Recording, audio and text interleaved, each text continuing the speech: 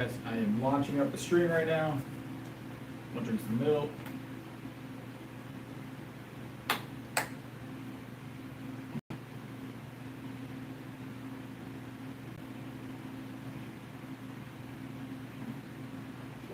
Ah, it's good stuff. Whole milk, not half milk, whole milk. All right.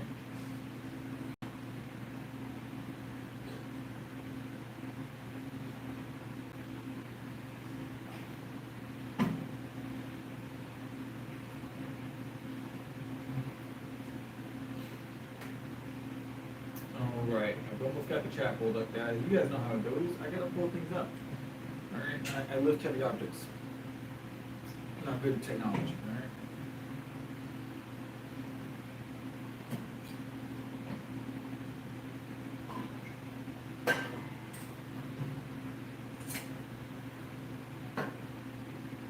Alright, there we go.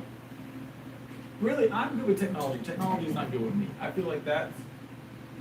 The toes are feeling good. I can see chat now. There we go, guys. The toes are feeling good. No damages. No damages to the toes. Like I said, guys, the way I dropped that bar was very purposeful to save my toes. Because I knew if I didn't, it would have been a much more dramatic injury. Or it would have been an injury, which it wasn't.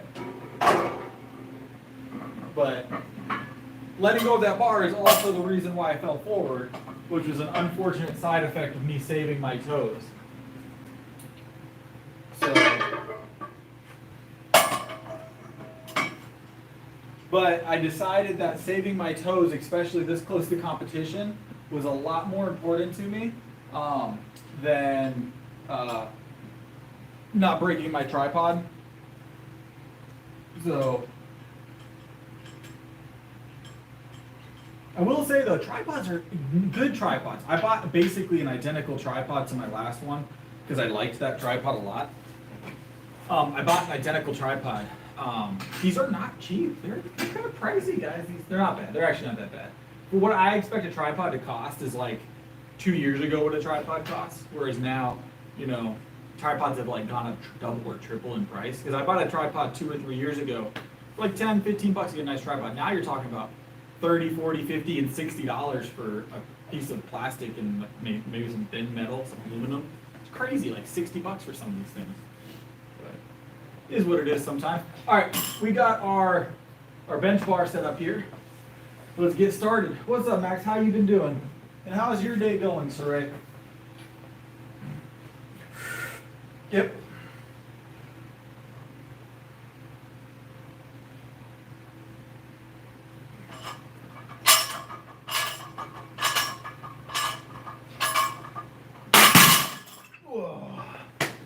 Let's go. Nice long pause at the bottom for the first one. You know it's Monday, so I'm warming up for the week. So,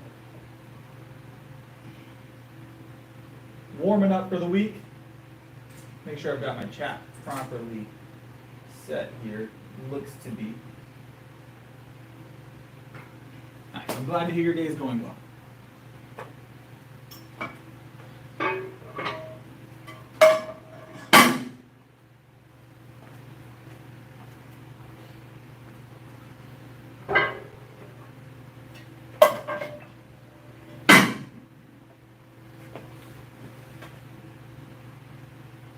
It's crazy, Saray. Like, the cost of like, it already talks about like grocery prices, but the cost of everything is way more nowadays. David, it's Monday. We might do, David. I don't feel bad for a Monday. But mind you, David, we talked about this. I'm not going to be doing bench PR attempts weekly anymore, most likely, until after the 16th of August. We are almost there. What is it, like another 20 days? I cannot have any incidents or injuries between now and the 16th. I have already been paid to show up at that meet. I do not want to have to refund all of that. So, already been paid to go. My sponsor is done me right on all of my stuff this far. I'm going to do them right by not getting injured before the meet. So, well, that's unfortunate, Hunter. Fail at what? What in particular are you trying to see me fail at? This? I'm not going to fail with this. I'm not going to fail with this, I assure you.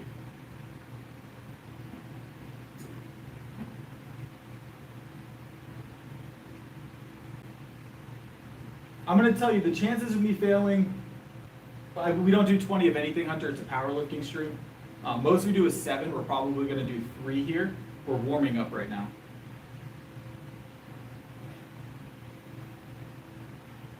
Way higher than this, Hunter. Way higher than this.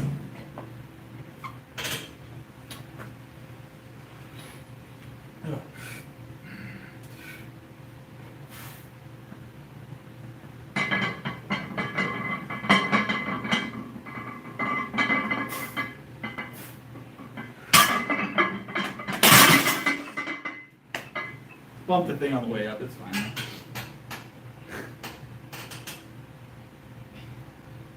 It's powerlifting, yes, Hunter. So everything is going to be shorter sets, shorter rep ranges. The most you'll generally see a powerlifter doing is like maybe on like a early in their programming, like maybe a set of 10 to 12 at the most for 1 set. And that's uncommon now. And that would be an extremely light set.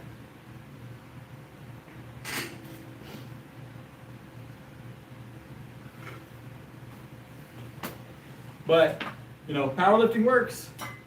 Proof's in the pudding. All right, let me add some more weight.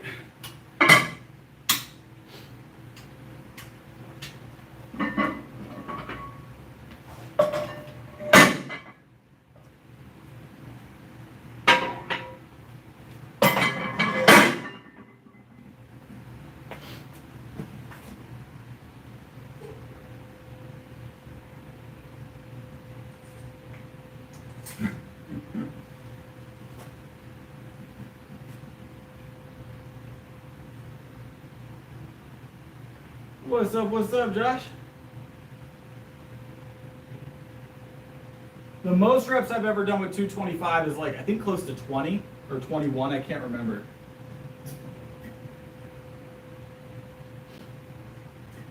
They didn't have it today. They didn't have the Fairlife today, Mark. It's one of those days where we ended up with regular whole milk. So,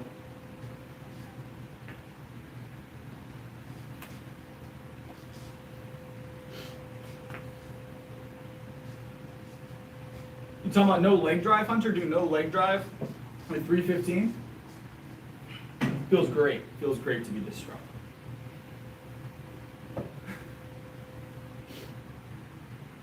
I mean, that's doable, Hunter. Like a Larson press or something.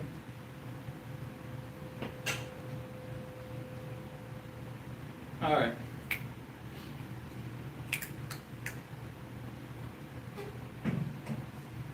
I mean, I might not do the flutter kicks. The flutter kicks are just a little bit of a giggle thing. Balance would be more of an issue, but I can do no leg drive. I mean, I've done bicycle kicks with it before, to be fair.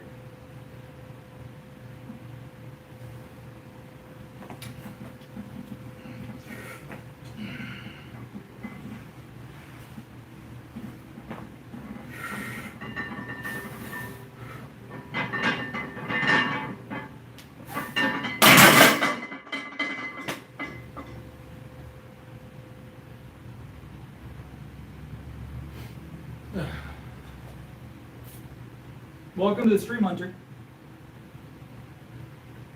I am natural. I am natural.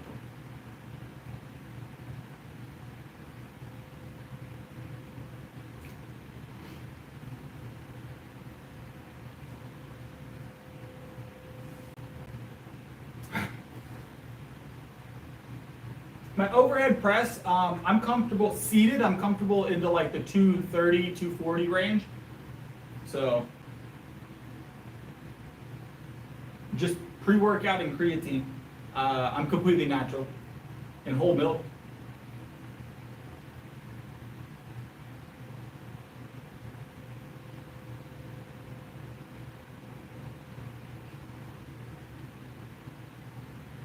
I didn't see an injury mentioned. You got injured, Mark. How'd you get injured? I didn't see your message, Mark. It might not have come through.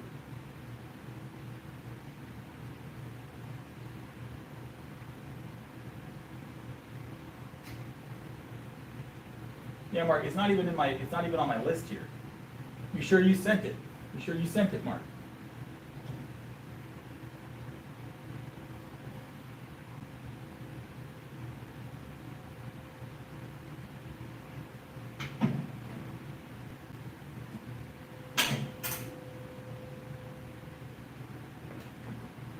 No, I scrolled back the entire chat just now, Mark, and there is no mention of an injury in the entire chat. So you can't trick me. What's up, so true? I don't even know what you're talking about. I do a full body workout 6 days a week. All right, let's add some more weight, guys.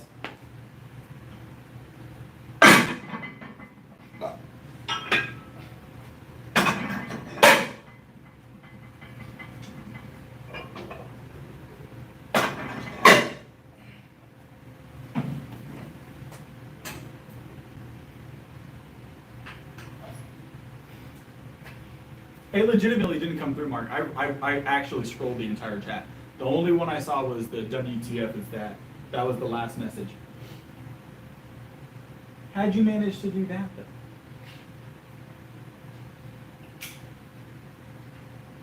We were bulking for a while, true. And we did put on a, when we started the bulk, we were 167, 168. We put on about 10 pounds. And then we paused the bulk until August 16th for competition purposes. We're about 178 right now.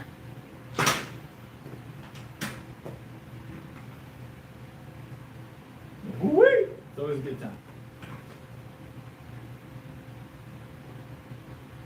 time. It'll be a powerlifting singlet, these shoes, and some long socks.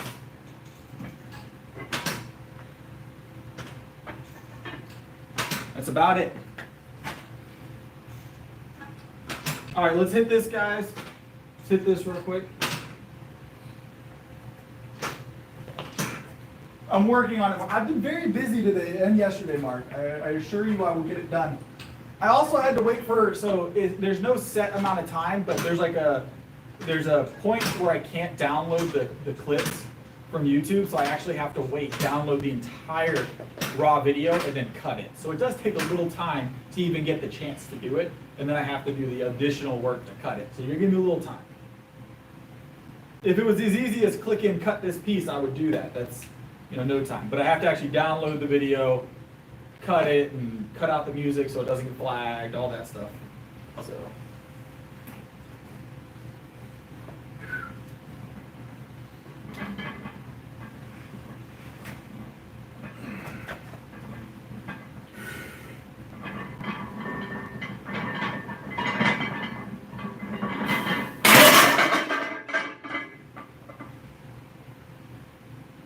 Not quite what that was, but you are not incorrect.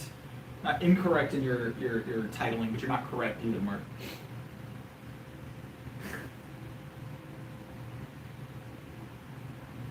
I will use, personally, I'll use chalk during my deadlifts. After, I chalked up for the last attempt last time, which was my 480, which I hit. I think it was 480 that I hit last meet on the deadlift. But other than the deadlift, I don't chalk. And then I don't use sleeves and I don't use wrist wraps. That's a personal choice. You can have really thin knee sleeves and you can have wrist wraps with no thumb loop on the bench, but I don't use them. Clickbait title. See, I've been trying that, Mark. It doesn't seem to work better, I'm gonna be honest. Maybe I'm just not good at clickbait.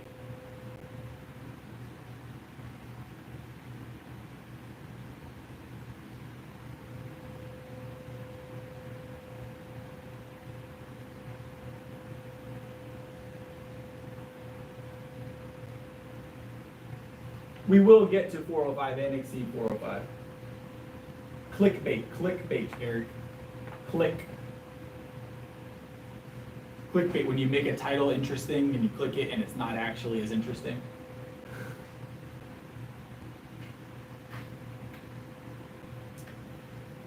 All right, let's add a little bit more weight, guys. That didn't feel bad. So that was 315, 325, 335.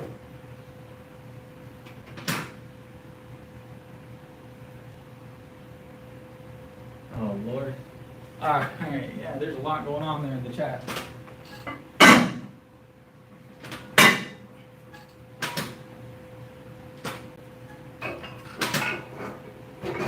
You guys, I want you to, I say this for your own good. All right, I say this for your own good. Never forget that what goes on the internet, what is said on the internet, rarely leaves the internet permanently. Just be aware. Even if I get rid of the videos, that does not mean that YouTube got rid of the videos. Oh, Lord. Your chats are forever. I hear you, David M. I don't know if I'm going for a PR attempt tonight, David M. It just really depends on how I feel. I have competition on the 16th, and my sponsors have already paid me to show up and perform. So I don't need to be getting injured between now and then, and doing routine PR attempts while I am actively maintaining body weight is not ideal. So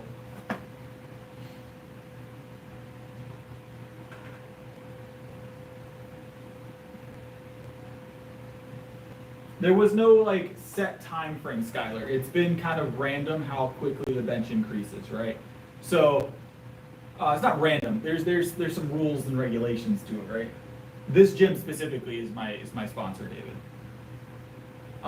So generally, you know, there's a certain period of time where you'll increase PRs on the bench very quickly. A lot of people refer to it as newbie gains, right? So during that newbie gain period, you'll see sometimes as much in a year, you could see 100 or 100 plus pounds increase on your bench, right? And some of that is getting form correct. It helps a lot. You can have a significant increase once you get the form down.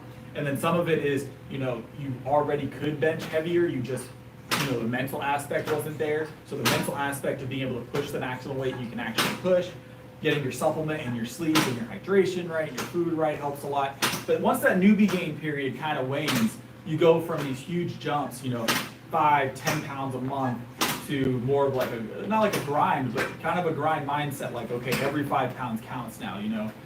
But it depends on your body weight. If you're 300 pounds, your newbie gains period could take you all the way into the mid threes or even up into the 400-pound bench if you're doing it properly, right? You're not a newbie anymore, but you have the similar like speed of gains because your mass is allowing you to do that a little quicker. But someone that's a lot lighter or wants to maintain being lighter than that, someone in the sub 200 or like the 200 to 250 range isn't going to see as quick results as someone in the 300s because they have a lot more to work with already naturally. So it just depends. Once you start hitting like 1.5, 1.8, and 2 times body weight bench presses, you start to see a slowdown typically is what most people experience.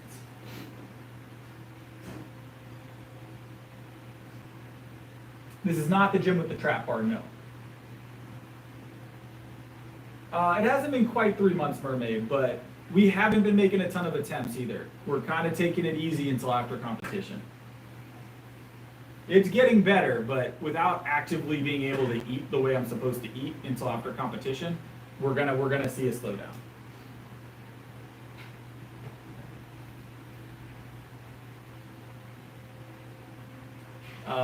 Too many vegetables in it, Mark. Cut the lettuce, cut the corn, and brown rice, and it'd be a decent bowl.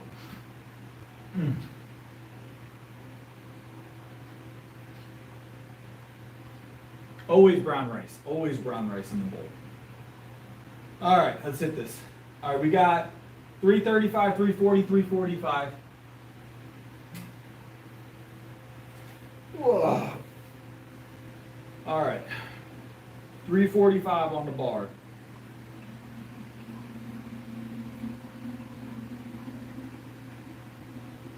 I eat brown rice.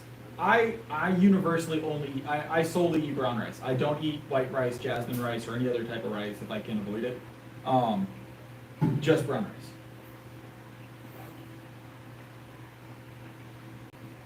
Brown rice is superior rice. So. Yes and no. So sometimes if I'm doing like a chicken and rice, sometimes I'll put a broth, like a bone broth in my rice for the additional proteins, the additional like collagen and stuff like that. But Mostly when I do rice, it's as a side, and we do like a Cajun butter rice. It's delicious. All right, let's grab this weight though. All right, we got 345, guys. 345. Yep. Yep. Mm-hmm.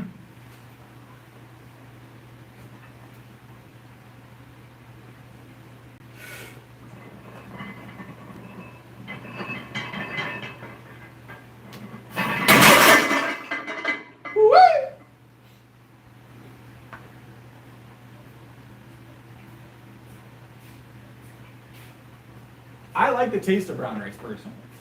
I just like the taste of brown rice. Brown rice tastes delicious. If your brown rice doesn't taste good, you're doing it wrong. That's my opinion. If your brown rice doesn't taste good, you're doing it wrong. It's all about how you prepare brown rice. Like you can't just like, no one wants bland rice, you know what I'm saying? Like you should be putting some red pepper in there, you know, like half a stick of butter at least. All right, good bit of salt, some garlic and onion powder, maybe some chili powder to top it all off if you want that extra kick. And then if you do a bone broth, you'll get that nice savory flavor as well. I use a lot of butter. Butter is top tier. Butter is amazing.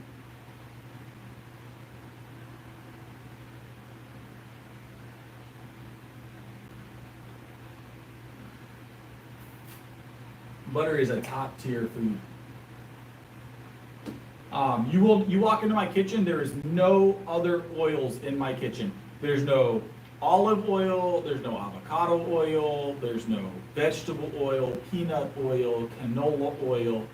We use butter. Butter is very healthy.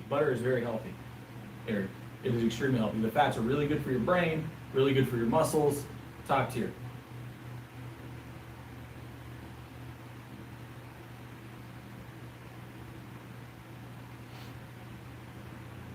Butter and cooking fats. Like like tonight. Tonight we did. What did I make? I made a lean beef mac and cheese. So organic mac and cheese, same cheese sauce I normally make. But when I do a beef mac and cheese, I actually keep the beef fat and I mix that back into my cheese sauce. So I actually use that as one of the fats for my cheese sauce. So I'll keep the beef fat separate of the beef after I'm done, and then I'll start my cheese sauce off with a whole milk, like a half a liter of whole milk, and then I'll toss in my cheddar cheese, and then melt that down, and then I use a entire block of cream cheese to finish and get that creamy texture. So.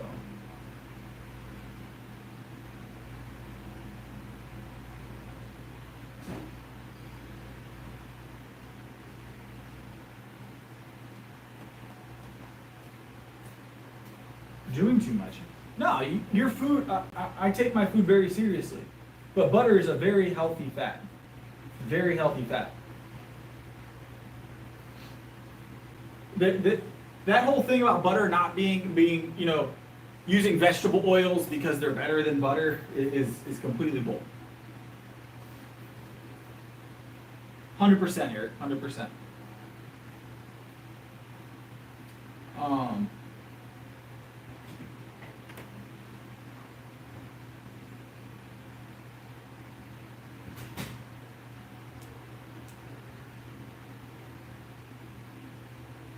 I've done mozzarella in, we're gonna drop this to 315. I've done mozzarella in my mashed potatoes before. I do like it, but usually if I do a mashed potato, if we do mashed potatoes, the wife usually does like a homemade gravy with it. So we'll do a homemade gravy. We'll do either some cheddar, maybe some mozzarella, maybe a little garlic, coarse butter, probably about a half a stick. So. But it's one of those things of like, you know, bland food ain't no good. Yeah, this is our warm-up day, Hunter. Right now my PR is 365. We're currently maintaining, but my PR is 365. My arteries are doing well. My arteries are doing well. That whole thing about butter being bad for you is one of the biggest lies that we've ever been sold. All right, one of the biggest lies we've ever been sold. Butter is very good for cognitive health. Fats are just good for you. Your body needs fats. This whole zero fat movement that went over like the mid 2000s was a terrible thing. Butter is not bad for you. Butter is not bad for you. What's bad for you is vegetable oil. What's bad for you is vegetable oil. It's not how it works at all, Mark. Mark, I feel like you're trolling me.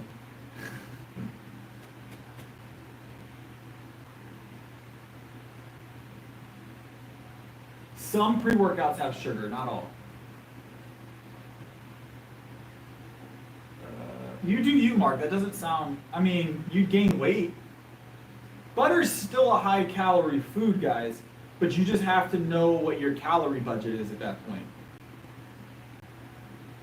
I use a 90% or better grass-fed ground beef. 90% lean or better.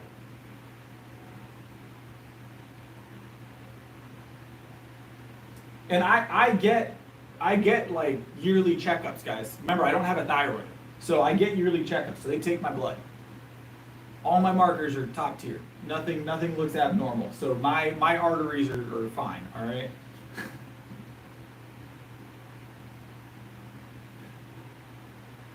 All my physicals, all my blood work always comes back top tier.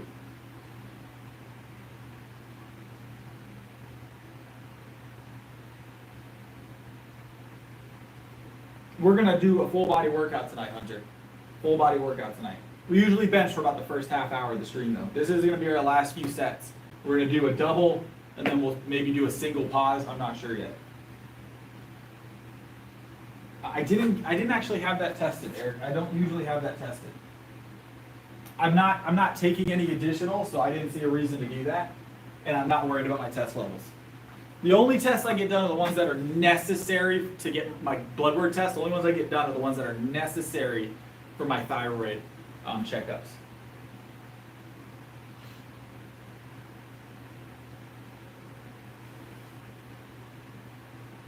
Because I don't have a thyroid, I have to get blood work done. You see this big old line coming down here?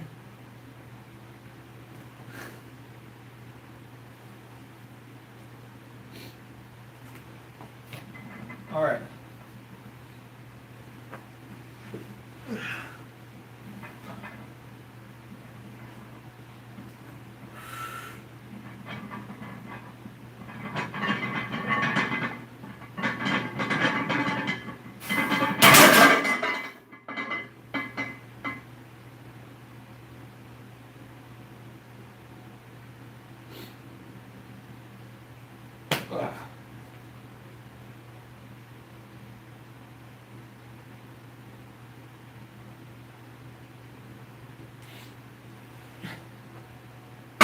All right.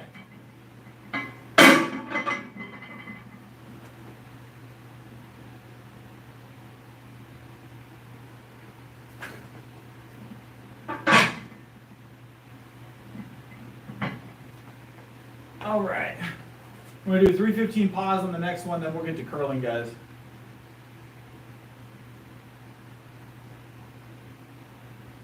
I see, Mark. I see. That's the problem now. That was the camera. What's up here and there? All right.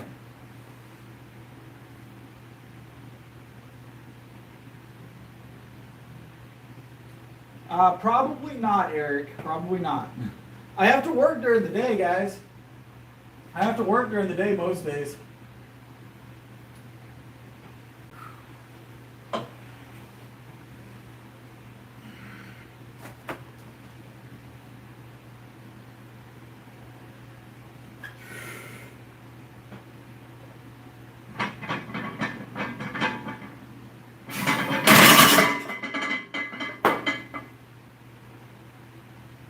up, Jamal?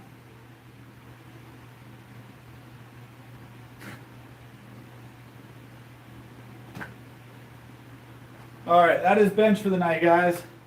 That is bench for the night. Nice little half hour of benching.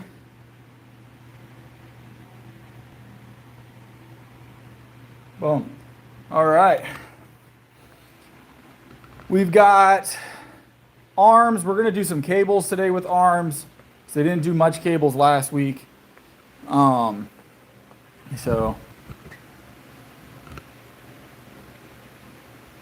how much, so I drink about a gallon to a gallon and a half typically, but it's been more of like a gallon recently because we're maintaining body weight.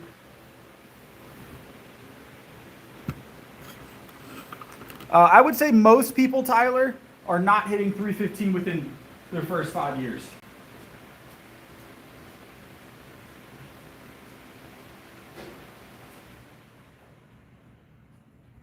Contrary to what we have seen on social media for a while now,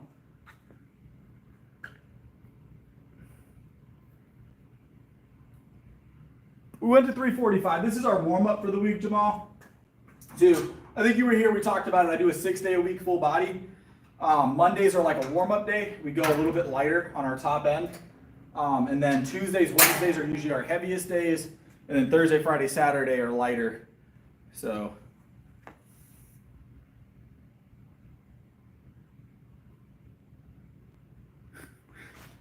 I will say that the number that Eric is saying is probably close to accurate. I will tell you right now, even going to powerlifting meets, it's still under 200 pounds, almost unheard of. 315 bench in most local meets, right? You have them, but it's like 1 or 2 here and there. Now, over 200 pounds is still rare. It's still rare, even at powerlifting meets. In the gym, you're talking about 1 in every 500 people will ever probably, I wouldn't even say 500. It's much lower than that. It's like 0.01% of the population that lifts will ever do 315. Some crazy number like that.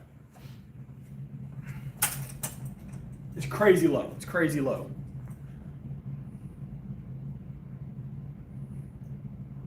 I forgot your question. Which question was it?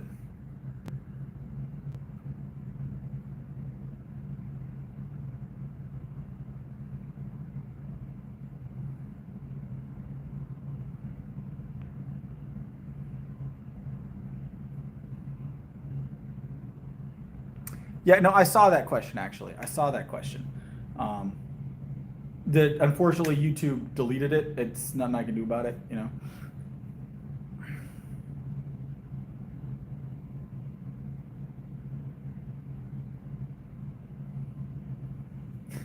Let me grab my bar, guys. You guys enjoy the conversation for a moment. Now, that being said, guys, is it possible? How easy or hard is it to bench 315 in 5 years? If you are very dedicated and you do everything right, you should bench 315 within 5 years. But here's the thing, what is considered everything right is pretty high standard, right? Your food has to be on point, your sleep has to be on point, your supplementation has to be on point.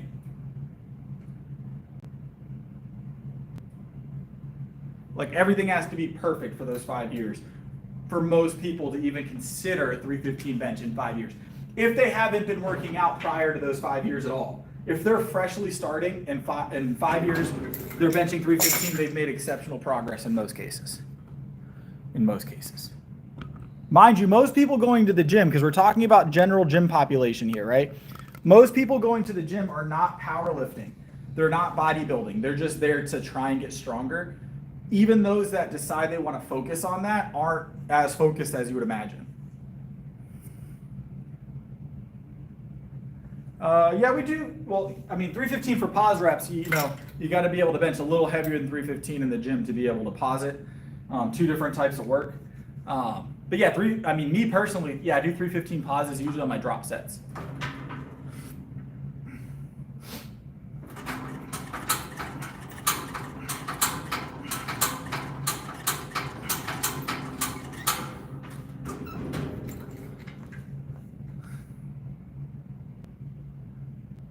That's actually a good ratio, Eric. It's a good ratio. All right, a little bit of rest, guys, and then we'll hit this again.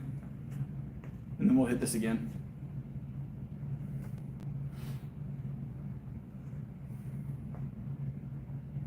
Ooh.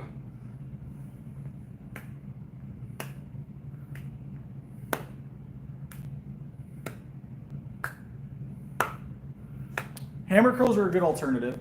Some people don't like hammer curls. I do like hammer curls. About once a week, I'll add those in. I don't recommend it, Nick, but it's not untrue. Obviously, taking gear is a advantageous step as far as growth is concerned. But as far as long-term health and long-term growth, not a great idea. It's all fun and games until you tear something because your tendons didn't keep up with their conditioning, or until you're in the hospital and now you can't live for 6 months or a year or ever again, you know. I am a natty advocate. Stay natty. I'm natty. I'm 100% natural. I will stay 100% natural. I advocate for natural.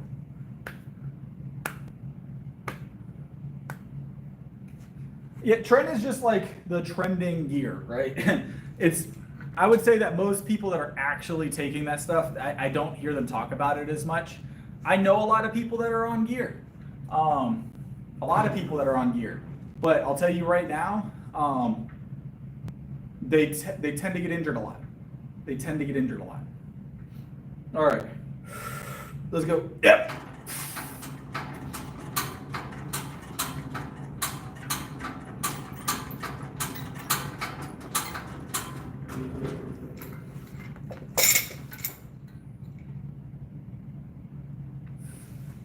Honestly, it's not even necessarily about that part.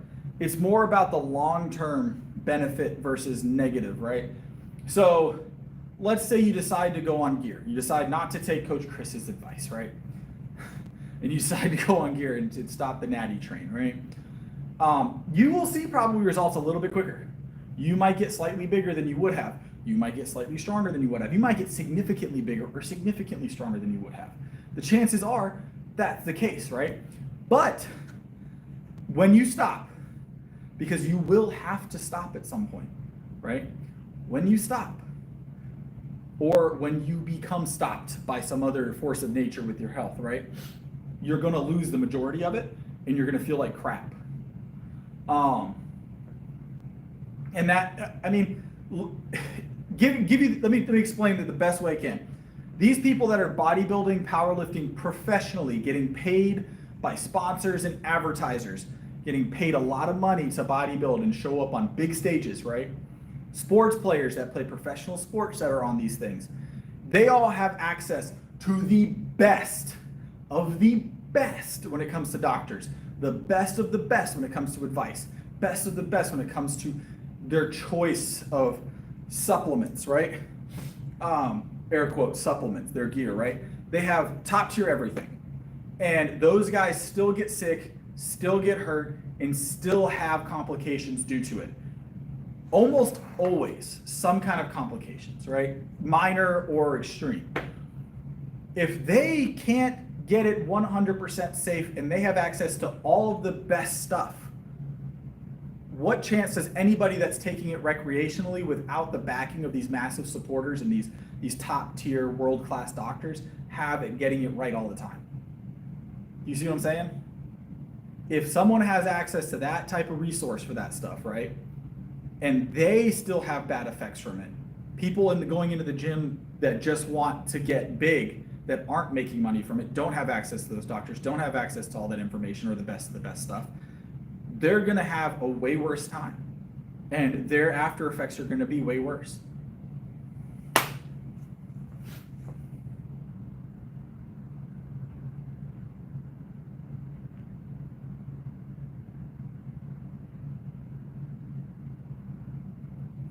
So I think that's the best way to explain it.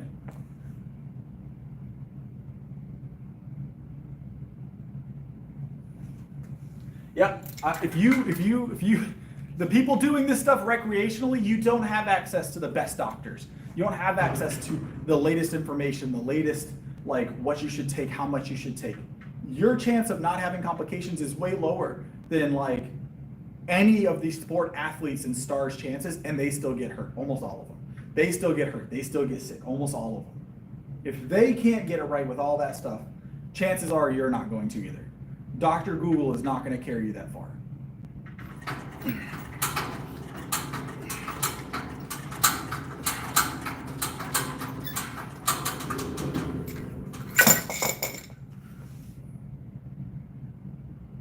Yes, Nick, essentially.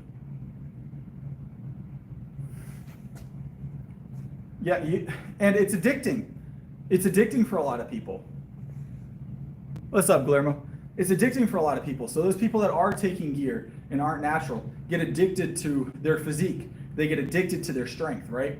And once you start doing that, there's not a lot of going back, guys, because you're always going to be chasing that number you once had or that physique you once had, right? You're always chasing it. You're like, well, what's one more year of this?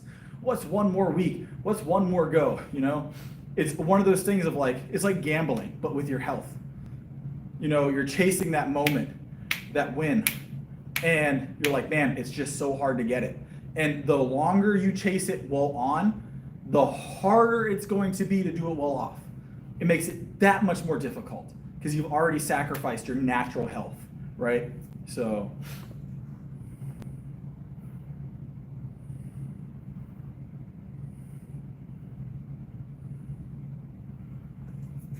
All right, one more set here, and then we're gonna do shoulders. What's up, Mark? What's up, Slash? Welcome back. What's the question, Mark? Can't wait for it.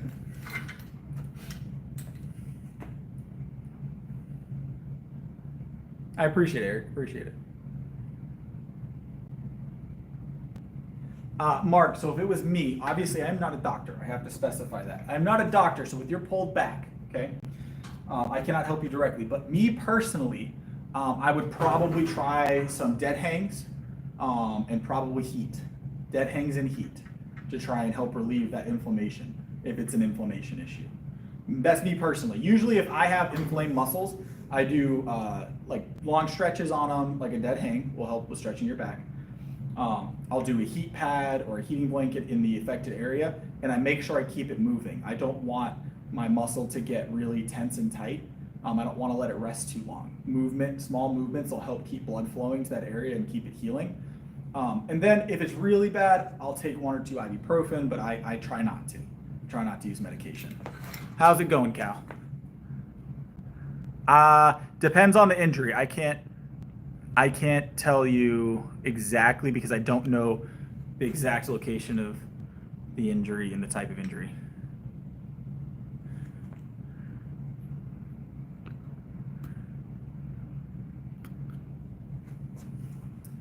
So yeah, there's a couple movements that you can do that are like yoga / Pilates movements that can help stretch your back.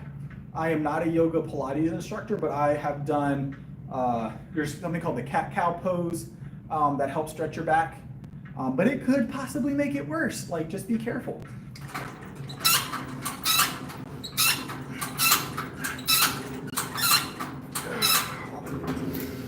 All right, let's do shoulders, guys.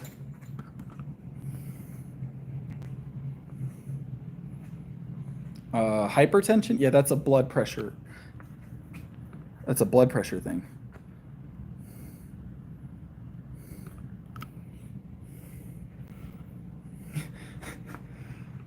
You know, I'm gonna take your word that that book actually exists. They probably should have given it a better name though, because that sounds very sketchy.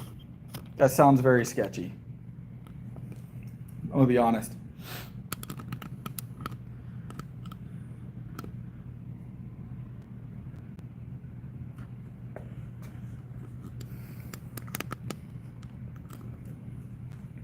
I'm gonna believe you, Eric. I am choosing to believe you. But I'll tell you that it sounds sketchy. It sounds sketchy. All right, let's do shoulders.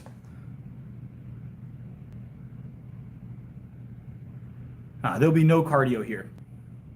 There'll be no cardio here.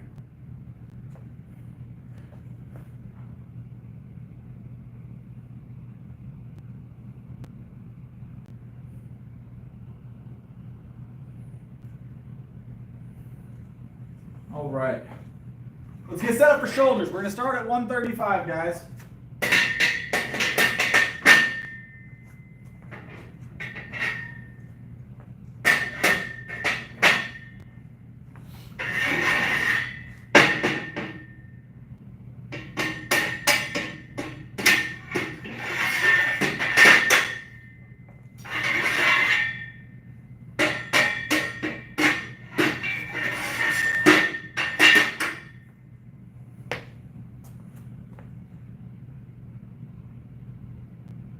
A 150 minutes, about 150 more minutes of cardio than I'm going to do, and we'll be honest.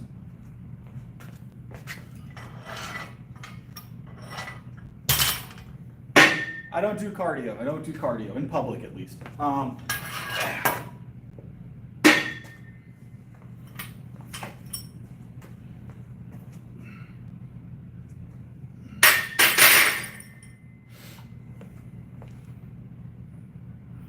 My cat is bulking. That's why. My cat is bulking. It's not my fault your cat's not on the bulk right now. All right.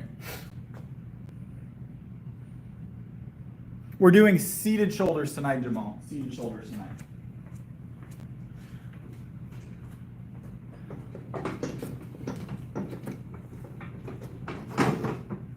I like seated shoulders.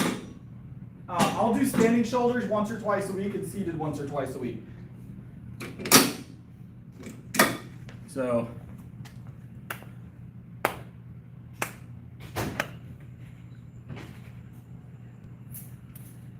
if they're not doing cardio, Nick, probably, yeah. How's it going? All right. If they're not doing cardio, Nick, I probably would, yeah.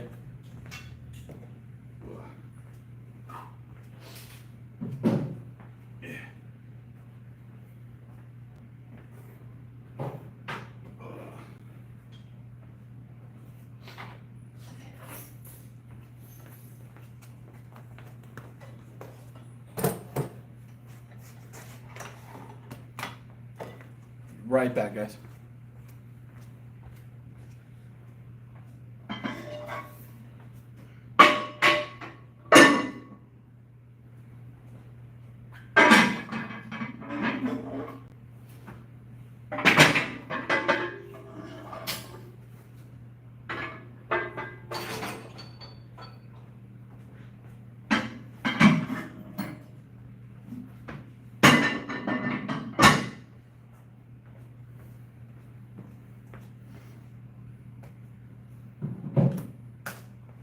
All right, let's get this racked up. Let's get this racked up.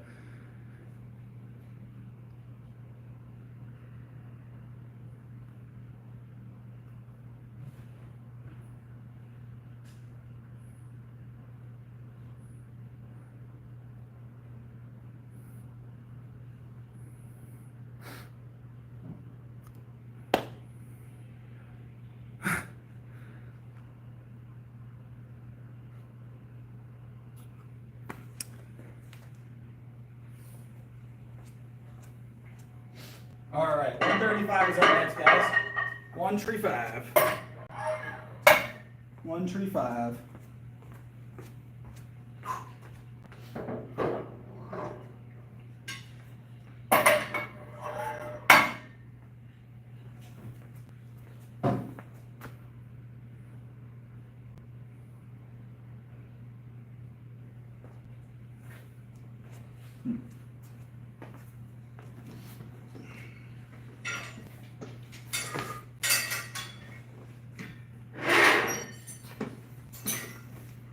All right, let's get it in. Set of 7, get warmed up, and then we'll climb it. Yep.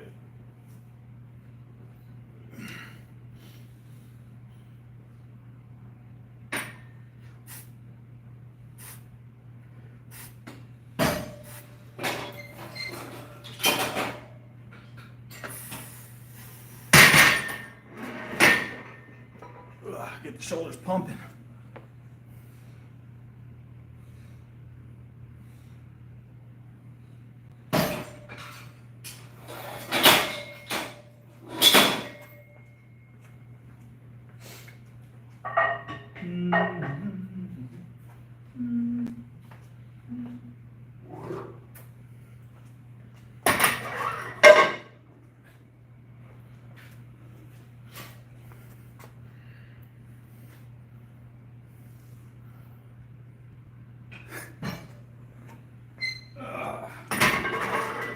What are we talking about now?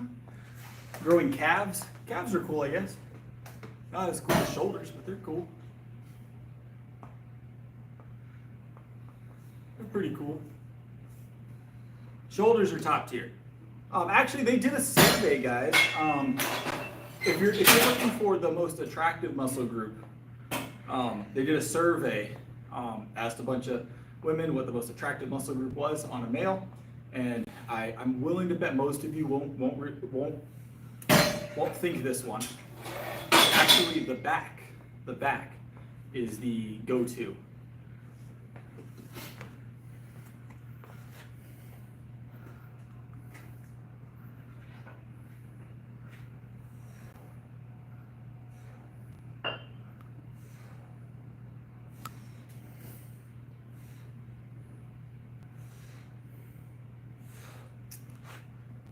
And that's not the route you want to go, Eli. If that's how you're doing it, you're only as good. You're only as good as your wallet to whomever you decide to date or marry. That's going to be a lot of maintenance work all the time. Not a bad thing to be well established or comfortable, but if that's what you're using to attract, it's what you're going to have to use to keep. And there's always someone with a little bit more. That's just my opinion.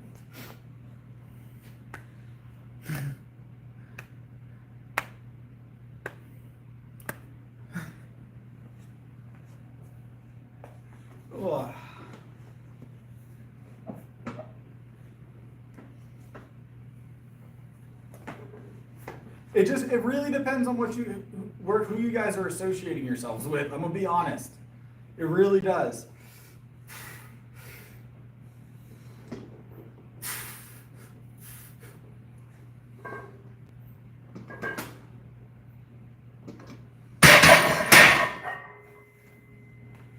It really depends on who you're associating yourself with.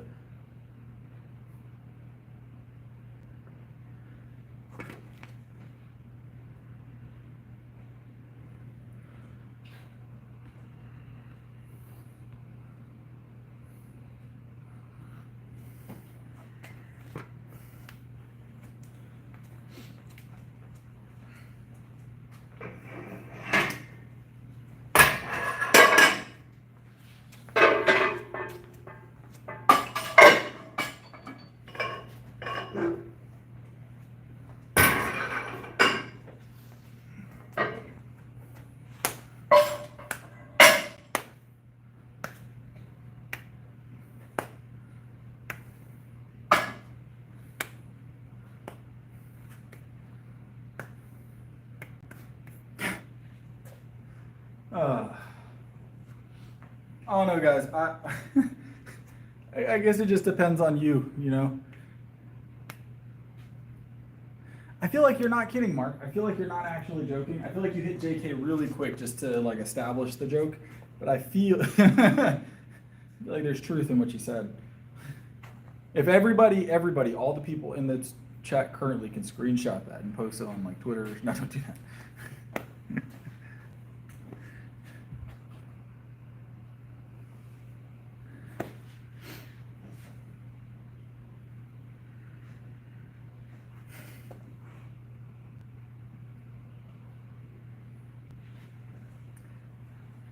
So you guys get saved from a lot of it.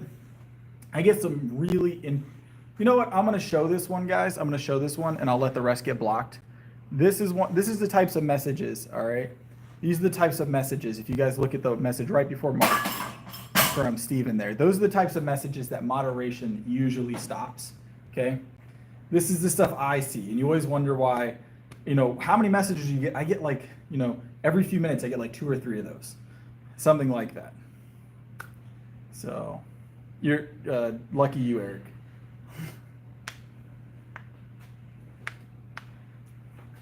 All right. Because it's egregious. It's egregious. Yes, Eric, that one. That's the kind of stuff I get on a routine basis. Yeah, but this is my stream, Mark. This is my stream.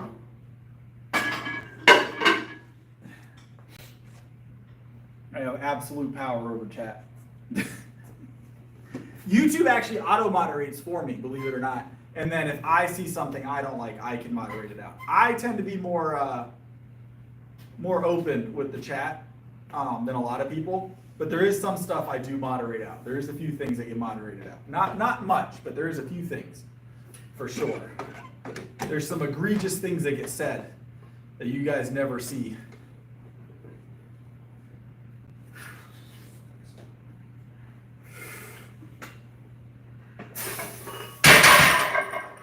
Let's add some more weight. Let's go up another 10 pounds.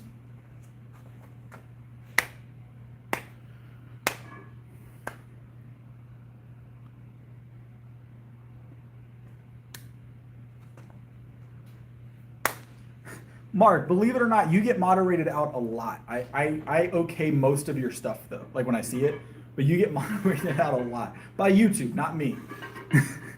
But I do allow most of your stuff after I see it's been moderated, Mark. Your stuff isn't as bad, obviously. Egregious is a top tier word, and I have known that word for a long time.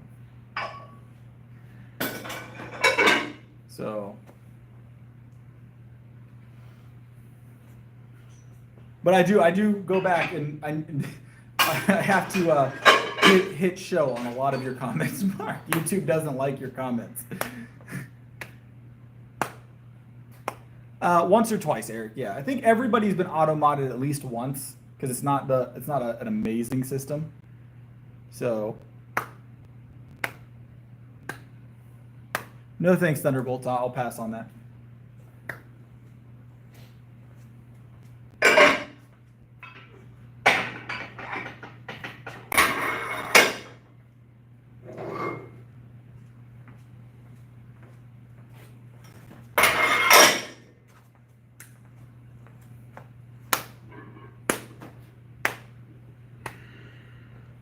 All right, we're gonna hit this real quick.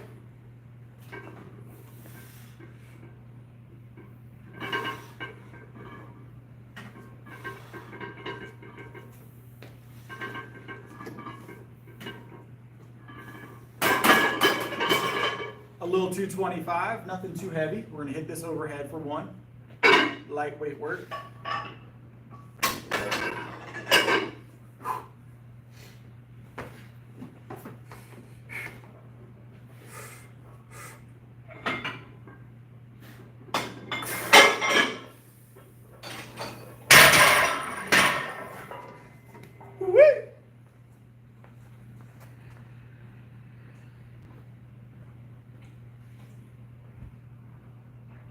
Likes and subscribe help a lot. Appreciate it, Martin. How you doing, Martin? You doing well today?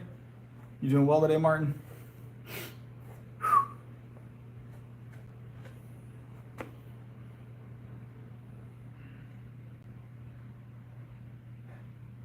I've seen those, Eric. Those are interesting.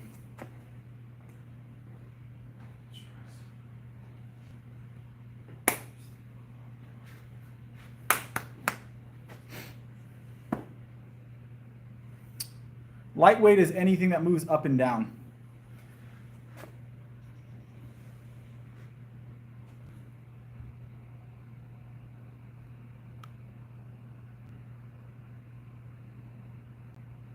No khakis tonight, Stephen.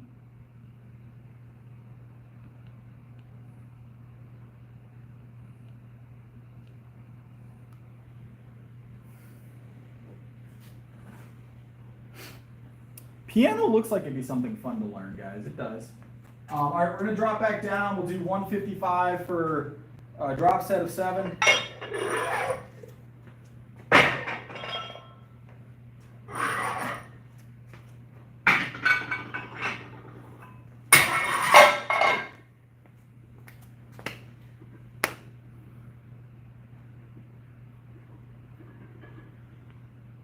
Welcome back, Max.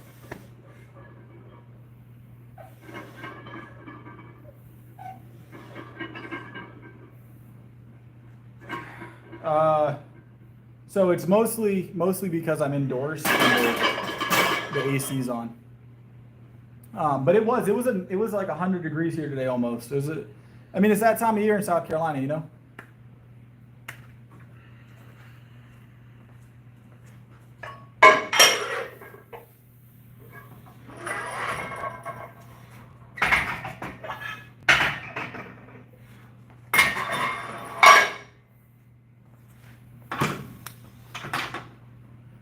anything under, like even my house, like we're comfortable indoors at my house. A comfortable temperature during the summer is like 70 in the house, which is like the high for a lot of areas. So we usually set our AC to like 69, 68, but it maintains like a 70 throughout the day. Sometimes we can get it a little cooler if we're lucky, but generally that's where we're gonna be out of the house during the peak of the summer. The American South is where South Carolina is at. American South, Southeast coast.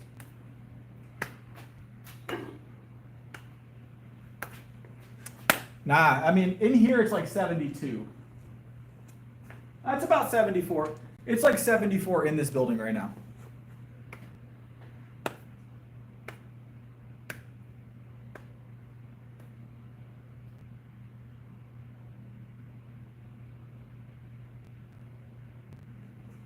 Oh, that's awful. That's awful, Mark.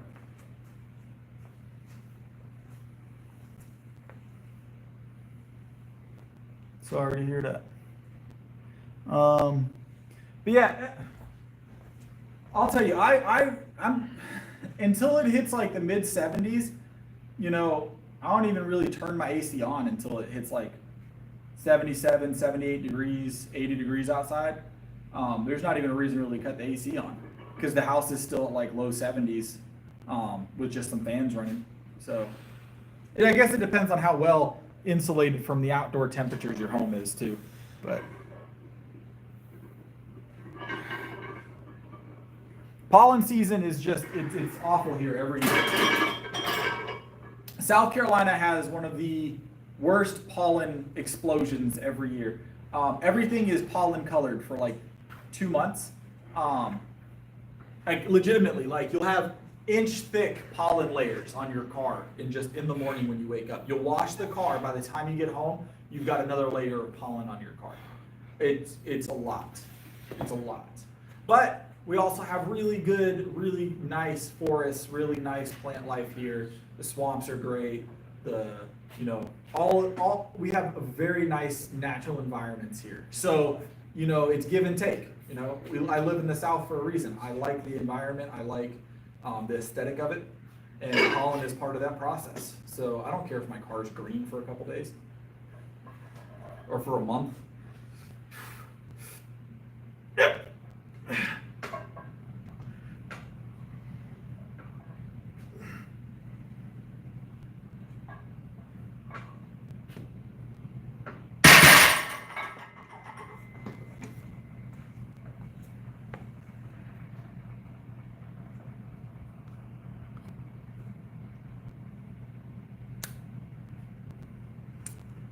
You're supposed to pay for your cheese, Mark. You're not supposed to smuggle it.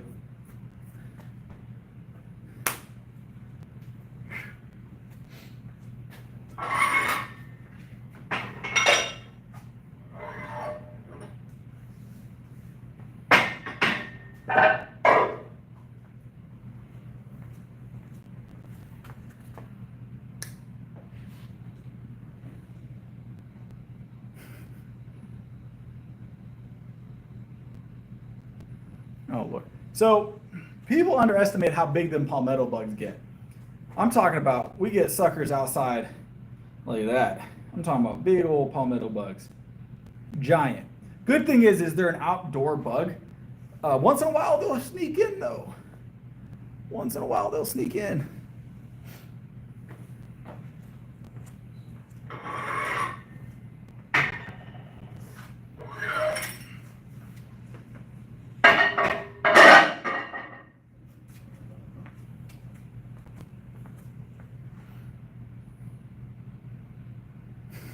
Sometimes I have to, Mark. Sometimes I have to for the good of the stream.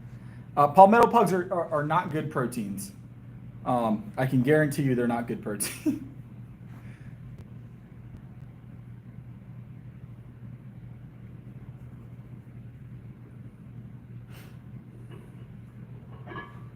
What's up, Mark?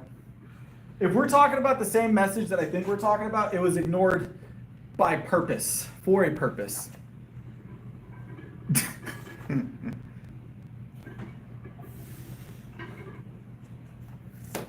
It was a purposeful purposeful ignore.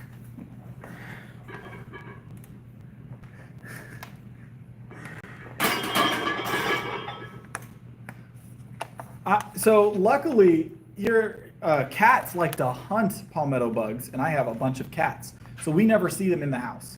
Because palmetto bugs, what a palmetto bug is, for those of you that are not from South Carolina, right? It's the palmetto state, right? It's called palmetto bug.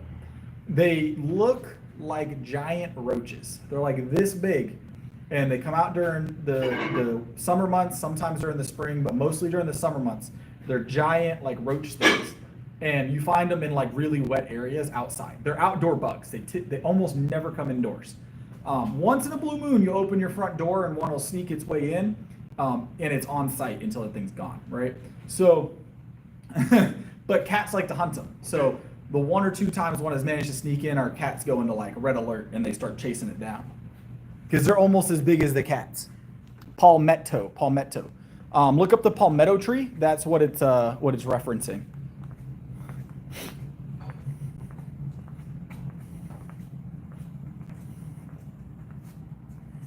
My cat does not get fed butter, all right? My cat eats regular cat food. Palmetto, palmetto.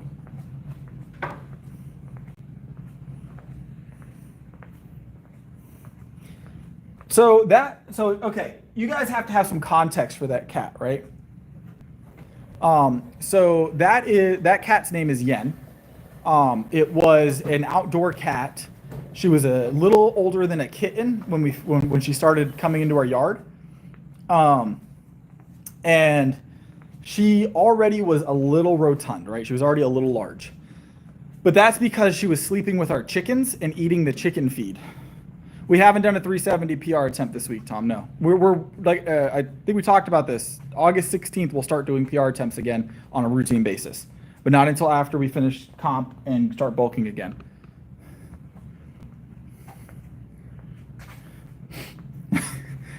Rotund is actually literally by definition a big word. So,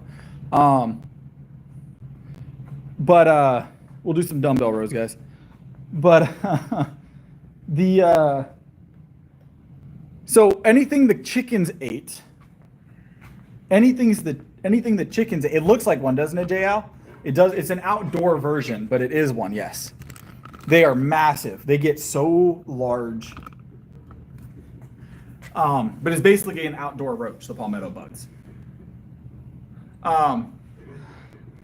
Does everybody get a medal for what, Eric? I might have missed your other question.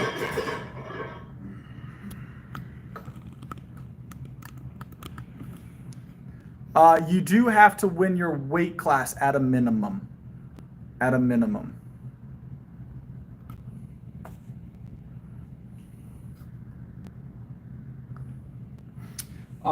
There you can lose. Now, some of the weight classes have less competitors than others. It just depends. And some of the types of lifts have less competitors.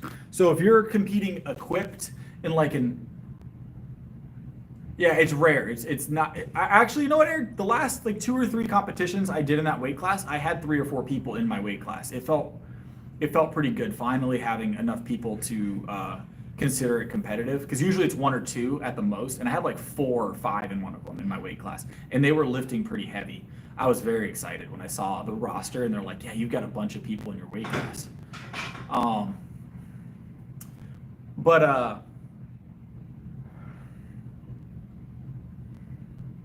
I got down to I was 165. I got up to 165. I'm now 177 Thunderbolt. I started at 117 5 years ago. All right, see you, Martin.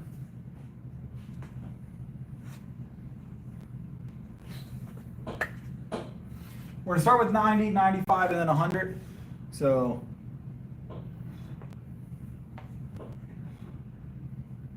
5'11".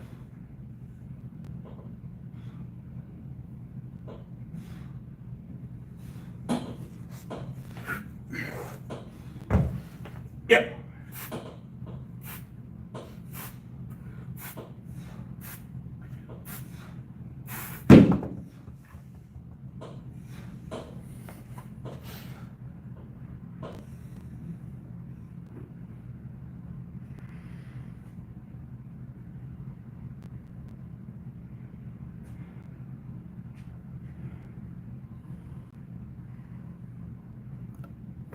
Tom, you can. I don't know what your problem is, Tom. You'll be all right.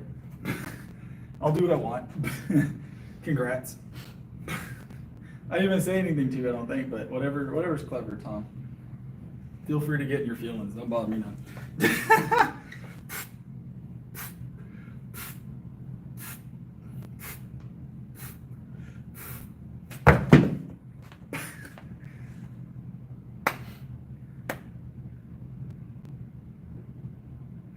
I don't even know what we were talking about. I wasn't even talking to him. He just lost it out of nowhere. I haven't said a word to him. I think he asked what my PR was, if I had done the PR attempt tonight, and I told him we weren't doing one until August 16th, or at least not routinely until August 16th. That's all I said. And that's what I've been saying for like a week. And he lost it. I don't know what's going on.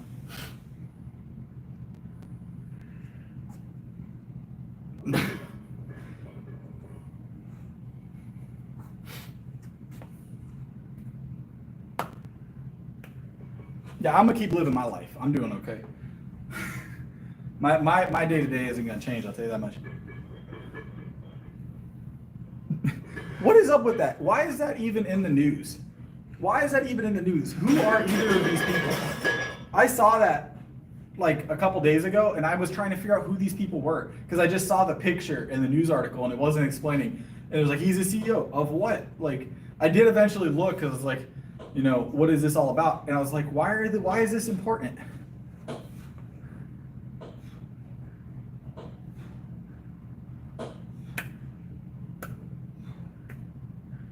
It was like, why is this an important news article? We might do a physique show, but I'm not sure yet. It's not planned tonight. So we will decide towards the end.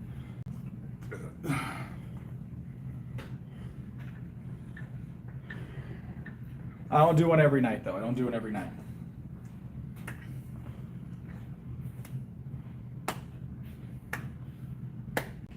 Yeah, we don't do that stuff. We don't do no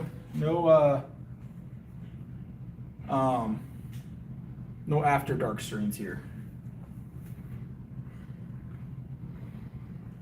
No, well, I don't do either of those things, Mark. So yeah, like 8 a.m. with a cup of coffee, right? I got you. I understand. I was just playing along a little bit, but yeah, no, we don't do that. We don't do that. I don't know, Eric. I've never had the urge to. Never had the urge to. Not even with that, I wouldn't. Even if I had support doing that, like people saying it's fine, I wouldn't. It's my own specific moral compass that stops me from doing that, not anybody else telling me. Now that is taken into account, obviously, but my own moral compass is the first thing that would stop me. You know what I'm saying? So, screenshotting that right now, Mark. Screenshotting that. It didn't even block that one, Mark. That one's out for everybody to see.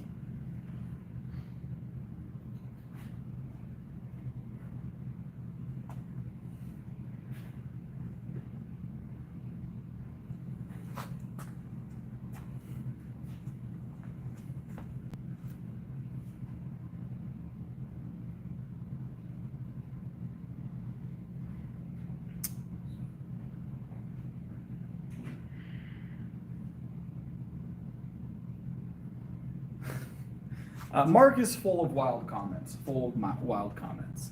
He has like a whole list of them that he writes down every night just for the stream, I feel like. But he at least keeps it interesting. At least they're good comments. They're not like the trashy ones we get from time to time. Mark at least is creative with his comments. I will give him that. Creative. Still terrible at Wordle, but he's creative with his comments. All right.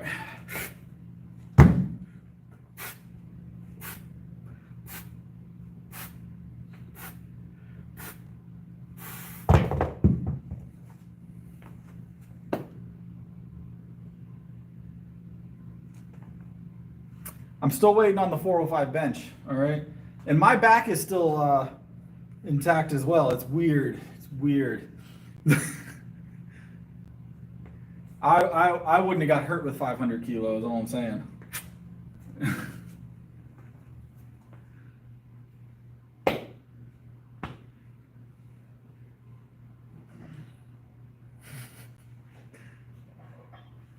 Eric does just show lifts, yes, 100%.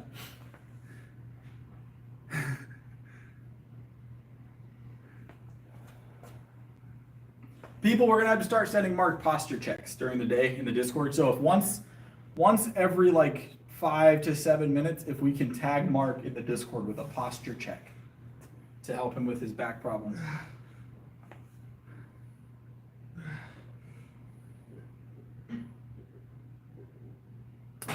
No, it doesn't frustrate me at all.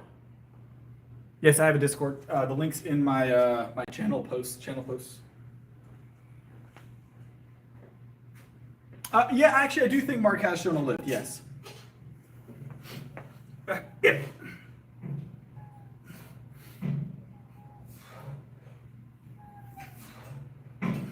We do have a section of the Discord where you guys can share your lifts.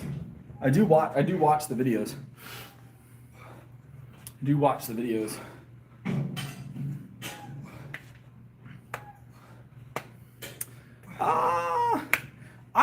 I'm not careful with my glasses, Eric.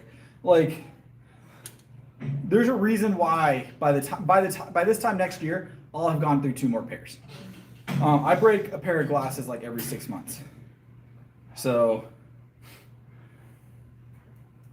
I'm not gonna get smart glasses just to break them.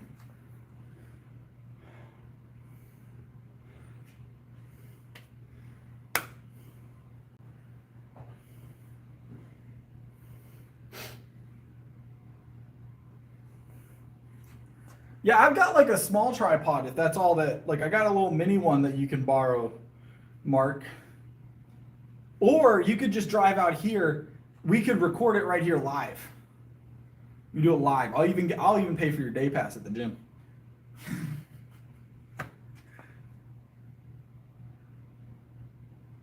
Nah, Thunder, you didn't specify. You gotta put that in the same comment. All right, in the same comment.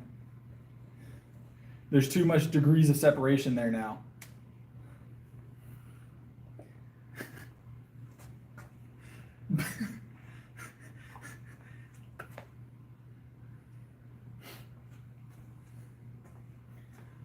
Look, you were given the opportunity, Mark, is all I'm saying. You were given the opportunity to have it recorded.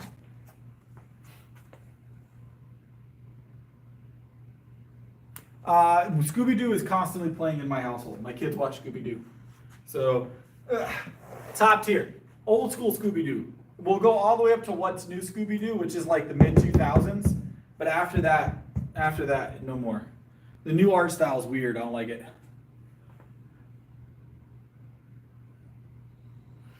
We are about the same weight as we were at our physique check, approximately. But we are maintaining for competition right now. I do have the camera at a higher angle than usual. I'm trying a new angle today, so that's why we're so high up today. This camera's at like, I don't know, so it's like chest level today, or not even chest level, about like abdomen level maybe, like here.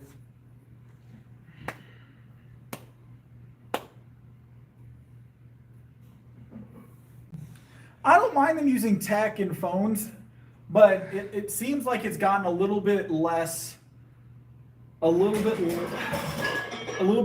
the mystery portion in Scooby-Doo, which they're mystery incorporated. And it's become more about like the cartoons come more about like the group's other activities. Like it's more like a relationship of the group show. It's like a sitcom now instead of, you know, guy has a mask and wants to take over a circus for some reason. We got to figure out who it is, and it turns out it's the old man that lives in the barn underneath the teacup ride. Like,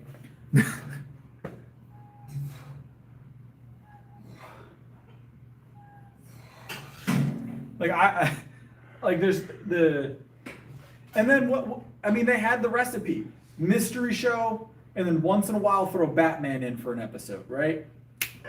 Easy, right?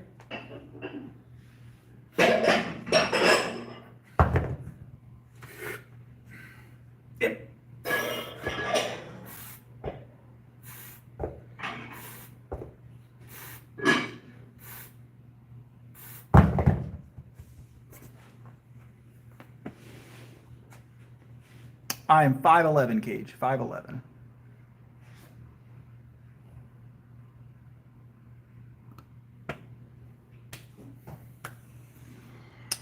Yeah, they have a Batman crossover, Batman and Robin crossover. And a Johnny Bravo crossover for Scooby-Doo. Scooby-Doo was one of my favorite shows growing up. It was my favorite show growing up.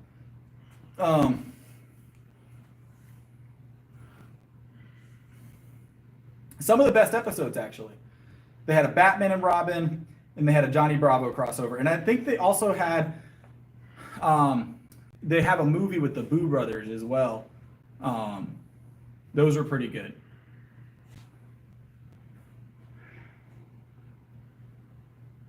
Sounds like a very uncomfortable wall to carry around.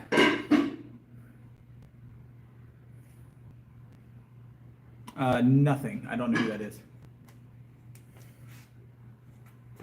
I've never, that I can recall, heard that name. Is it fitness related? Or is it cartoon related?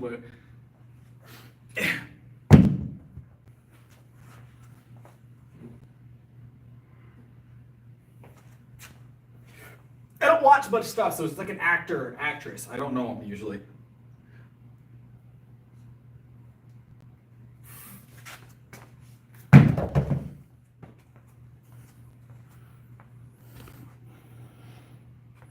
No, I don't recall that one, Thunder. I don't recall that one. All right, we got rows done. We got triceps next, guys. So, we got triceps next. Am I ripping Pokemon packs?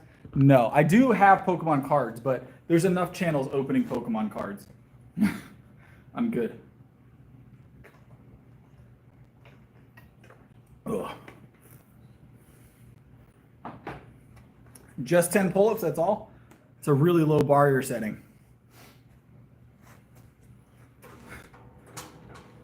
Really low bar.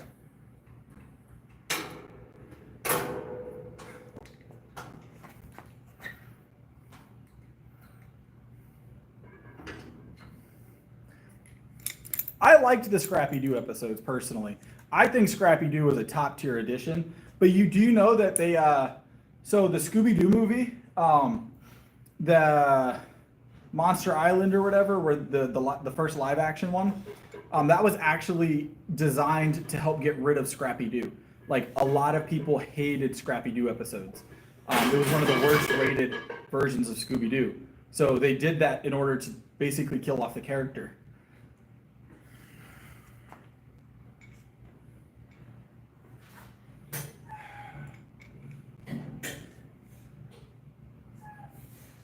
I'm pretty good at pull-ups personally. We might do some at the end of the stream. Maybe we'll knock out a set or something.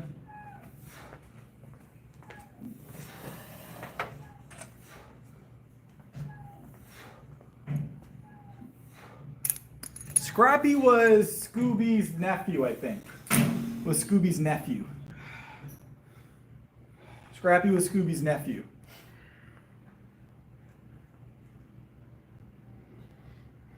I mean, I'm not going to stop the stream for the pull-ups, but if you stick around, we'll do some pull-ups at the end.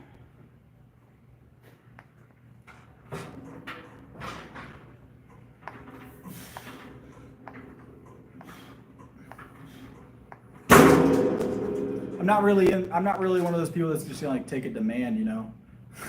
It's not in my blood just to roll over for that, I'm going to be honest. I'm good. It's not how this works. It's my stream, not yours. Yeah.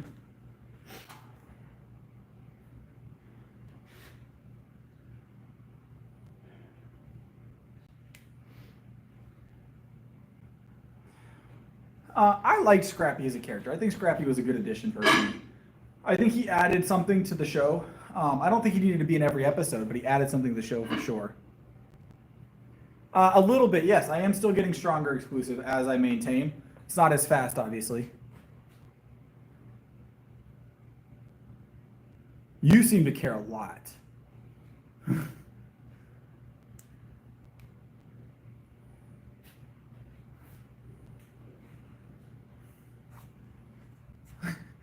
You're very hung up on pull-ups. Is there a reason why you're hung up so much on pull-ups?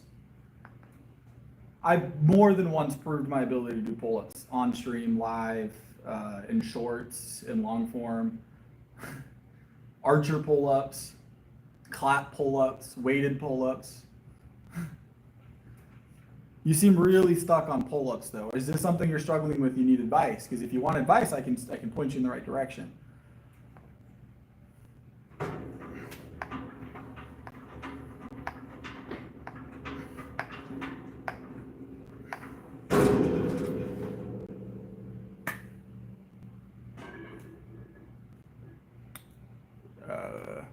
Other than myself, no, other than myself, I wouldn't say I have a favorite, because all of them have something I'm not a fan of. Everybody's gonna have something in their training or that they do that I'm not a fan of.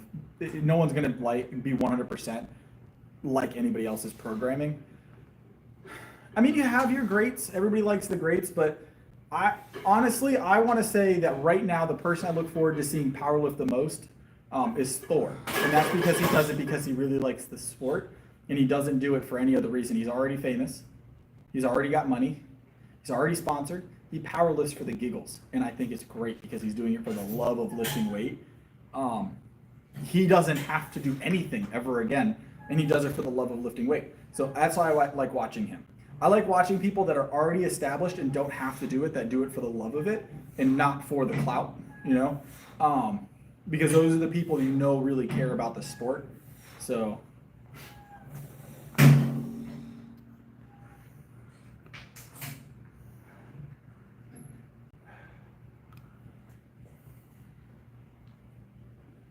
$20 dips is also a very low bar. 20 dips is also a very low bar. I'm wondering why we're stuck on Are you a calisthenics athlete that just thinks I can't do calisthenics? That's usually how this goes. Like, can we cut to the chase? The rust makes the weight heavier, Nick. The rust makes the weight heavier. If we can cut to whatever you're upset about. Okay, so you're incorrect. You're incorrect. About my abilities to do calisthenics. A lot of the people that have been in here for the longest time, they can talk to you about it if you want. I'm very good at calisthenics. I can bench 365 at 175, 177 pound body weight. And I can do calisthenics. I can do both. I can do both. Promise. No, that's legitimate. Like, I'm a power lifter is what I do. 365 is my bench PR currently. It's confirmed. It's on my channel. You can go take a look at it. I did it live. I've done it live multiple times.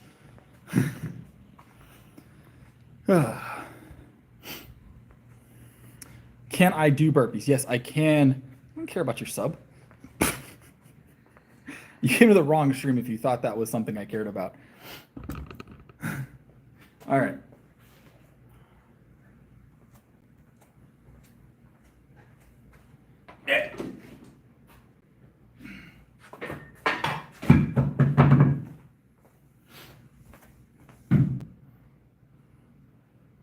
Because I like lifting, and the people that I do care about coming in here to watch me don't come in and make demands.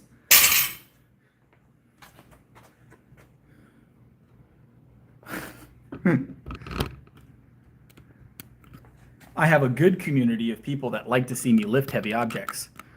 You don't seem to be someone I want to keep around, I'm gonna be honest.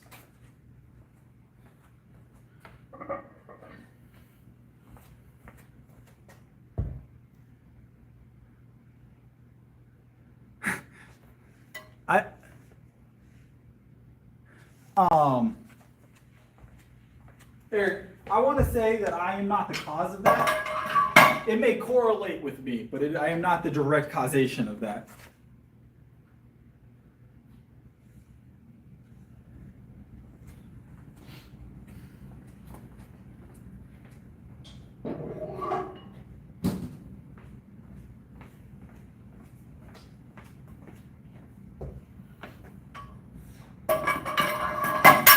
We're gonna do some deadlifts, guys.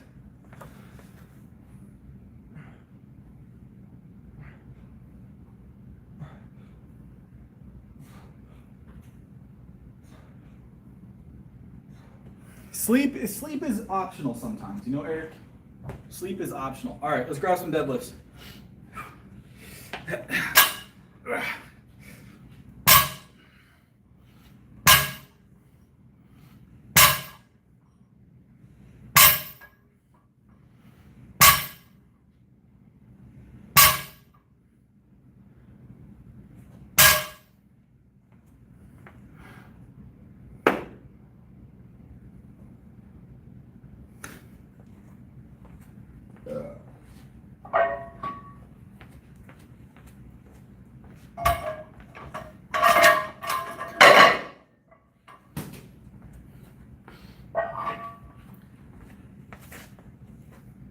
Why would I say that is against my moral compass.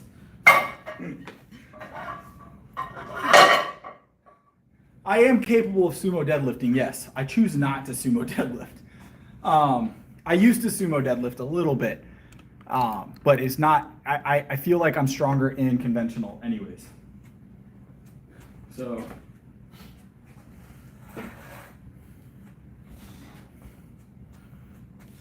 No, this is a public gym.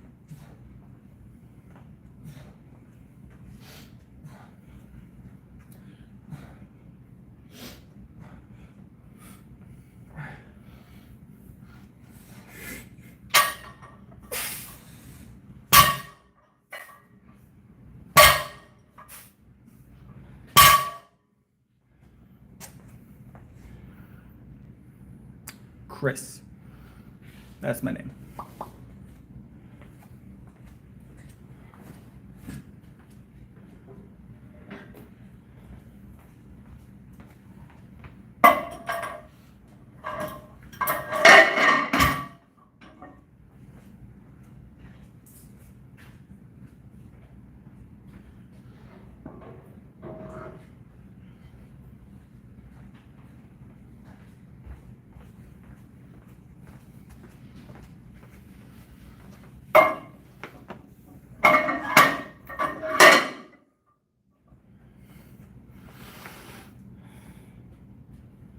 I've been powerlifting for about 2 or 3 years, but I've been lifting for 5 total.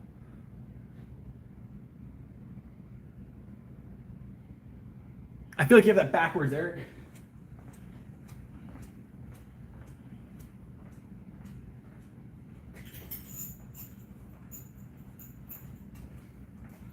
No matter what anybody tells you, sumo is definitely an easier lift. It's definitely an easier lift. Just less range of motion. It is legitimately just less range of motion. My dips are pretty good. I think we did 40 dips in one set in like a minute and a half, like 90 seconds. We did 40 dips the other day, full dips.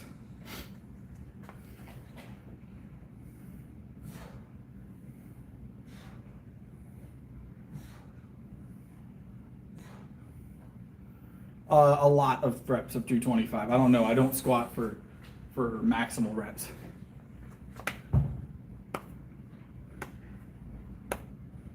They do, Eric. All the top lifters do it. 90% of the top deadlifters in powerlifting are sumoing right now. The most dips I've ever done in a set or in a row, I think was like 60 or 70. I'm really good at, I can dip 5 plates. 5 added plates with a dip belt. What's that? 225. I can do 225 pounds added to my dips for singles or doubles, obviously, but my dips are very, very well trained. It is. It's true, Eric. 90% of the top deadlifters in powerlifting are sumo deadlifting.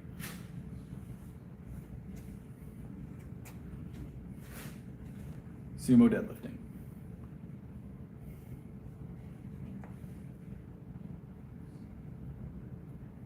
I do compete actively. I have a competition on the 16th next month.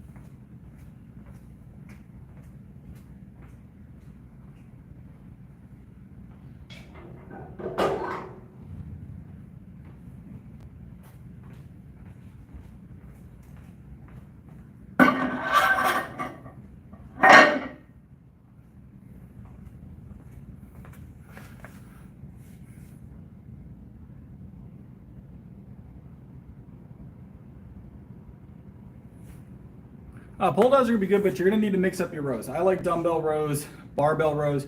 One of the best rows I've found that helps target the entire back, especially the upper portion of your back, it's gonna be your T row. T row is a top tier row, or a slightly elevated dumbbell row. Yes, JL.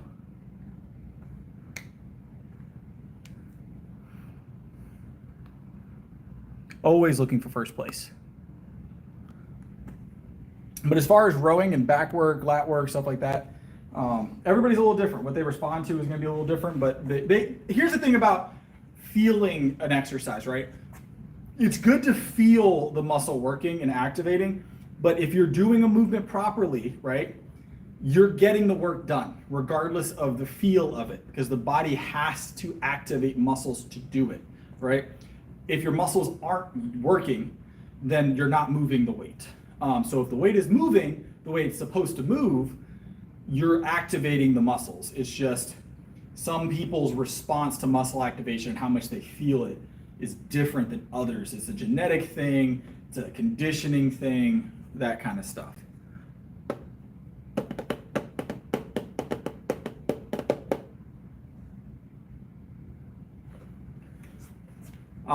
I know people that do full back workouts, and they're very experienced lifters, bodybuilders, power lifters. They don't feel it, but their backs are large. Their backs are strong. And I know people that don't do any back work, and they jump on and do some lats, there's some pull downs, or you do some dumbbell rows, and they feel every bit of it, and their back grows the same way. It's not everybody feels each muscle activate the same way as someone else.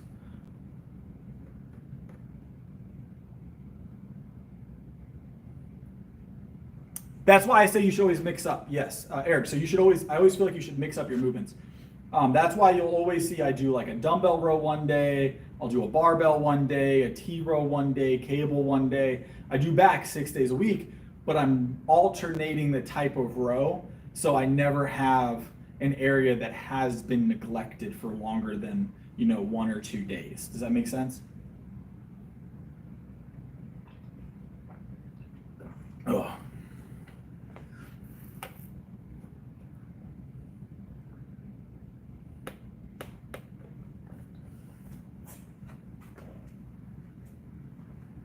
Let me grab, we got 405, we're gonna hit this real quick. Ooh.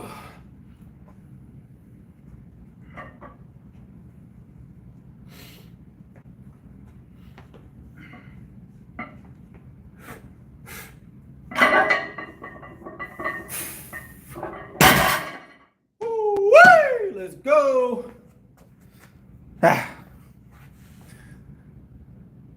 Appreciate it, Macario, appreciate it. I'm glad I can inspire.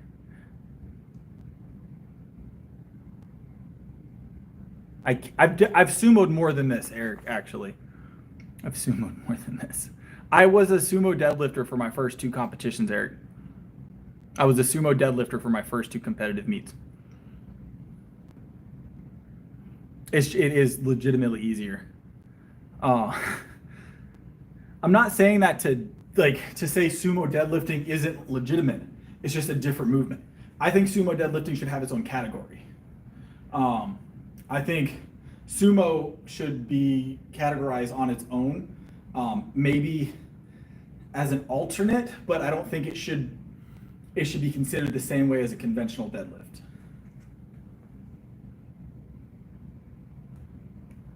I switched because I just didn't.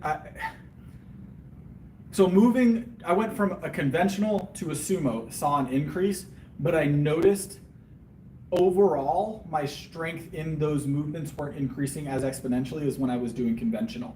And then I broke some PRs with conventional, and I was like, you know what, I'm gonna stick to conventional. But so the difference between sumo and conventional, there's a couple things here, right? You can be genetically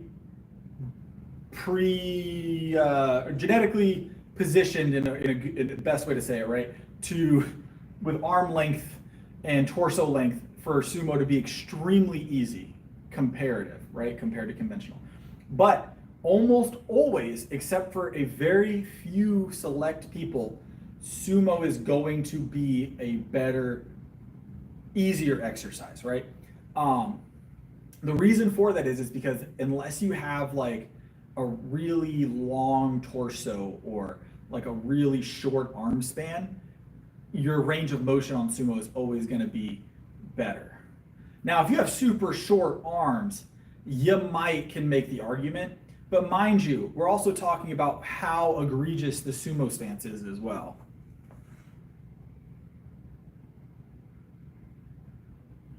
I would say that sumo was easier, and then I trained conventional harder and got the numbers up with conventional instead.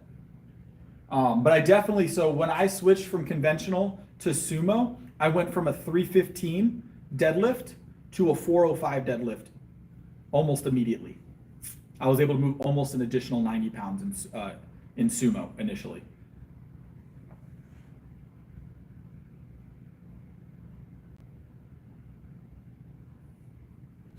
But it definitely, sumo is more hip glute dominant. Like that's where most of your work is coming from with sumo, because you're really not doing much else other than locking your hips out, because the range of motion is so short. I'm not going to sumo. I don't plan on being a sumo lifter, but when I was in the past sumoing, my stance was about here, right? I was stanced out about here, and I was center bar. This was what I was deadlifting like, right? Center bar, mixed grip, sumo. Sumo in competition is generally okay out to about here, right? So when you're in this position, if you hinge properly, right, you have now reduced your range of motion after you lock in to this, right? From this. Watch my hands. Look how much closer my hands are to that bar in this position. In this position. We got about that much difference. And that much difference in a lift is significant. Significant. I'm not saying that you shouldn't sumo. I'm saying for me, I wouldn't switch to sumo. If your body is set up for sumo, sumo, I don't care. You know, do you. I just don't want to do it. I like conventional better. It is a more difficult lift, but if you are set up and your arm length and torso length are just sumo set up, then do it. I don't care. I complain about arch and bench press. So I don't think you need to be flat backed, but I do think you need to have a 90 break on your elbows, which has been changed. So powerlifting, the old rule didn't have an elbow depth, right? But most federations have now ruled that you have to break 90 on elbow depth, which requires you to reduce arching. That was their solve for arching. So that has actually been ruled on. They reduced the amount you could arch through an elbow depth rule. So one of two things had to happen. Either you had to bring your grip in super close, or you had to reduce that arch. And if you ever try and arch with a super close grip, you're gonna have a really bad day. Like an egregious arch. A small arch is ideal, but an egregious arch is not.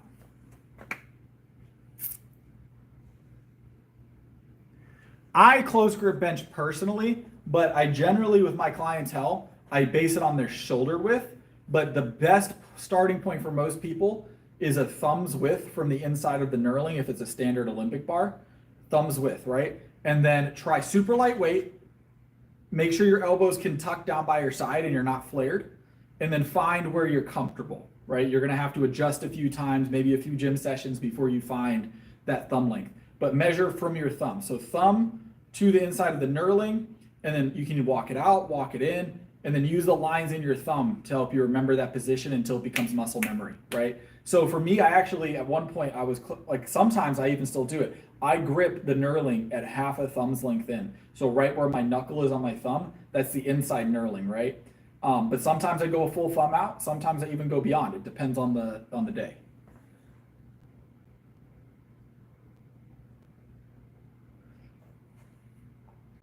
Yeah, I'm completely in the knurling. Almost, I'm always completely in the knurling by a significant margin. All right, let's add some weight to this.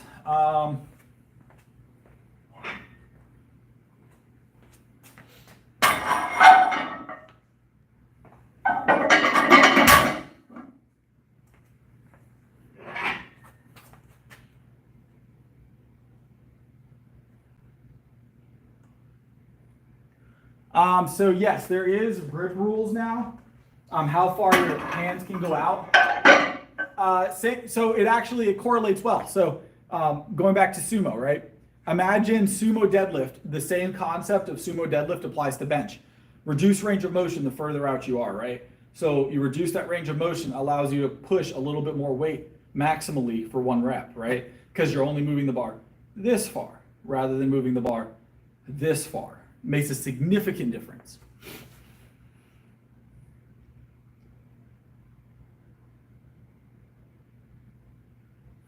I like close grip bench. I don't like super wide bench. There's a couple of reasons for that. The primary reason I don't like wide bench is because you can't break 90 properly. And I feel like if you don't break 90 with the elbows, you're really not doing well here. Or you're not completing a bench press, a proper bench press, competition grade, at least, if you're not breaking 90, in my opinion, right?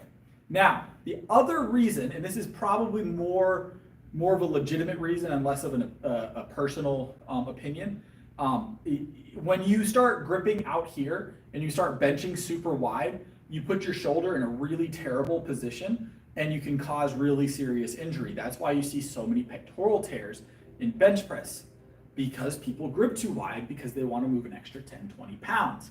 You want to move an extra 10, 20 pounds, train your triceps a little harder, keep your grip close, maintain your shoulder health. If you keep doing this to push an extra 10 pounds, one day your shoulder is going to get messed up, or one day your pec's going to get messed up, and you know what you're going to be walking around saying. And you've heard, if you've been in the gym for more than 3 days, you've heard someone say this. I used to could bench 500 pounds, right? But then I hurt my shoulder. Guarantee almost every single one of those, well, they heard it on the bench press and they were a super wide grip bencher. And they probably weren't benching 500. But we'll let them have that. Let them have it. You're never going to convince them otherwise. But I bet they were a wide grip bencher, and I bet they heard it on the bench. I used to could, but then my shoulder got hurt.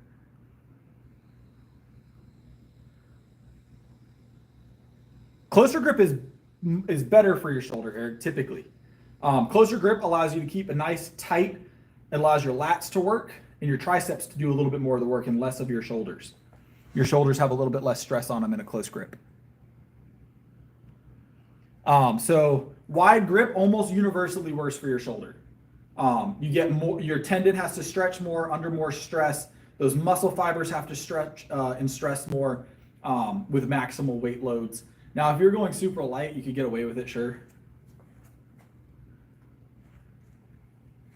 But close grip, as far as injury prevention, other than like accidents, I guess, which isn't going to be significantly more in close grip, I wouldn't imagine. But as far as like injuries, I very rarely see a bench injury with someone benching close grip. It's very rare, very rare. But I do see people get injured all the time wide grip, constantly. I can't tell you how many people came to me and are like, can you help me with my bench? My shoulder hurts. I get that request all the time, and all of the ones that have talked to me, all of them are wide grip benchers. Every one of them.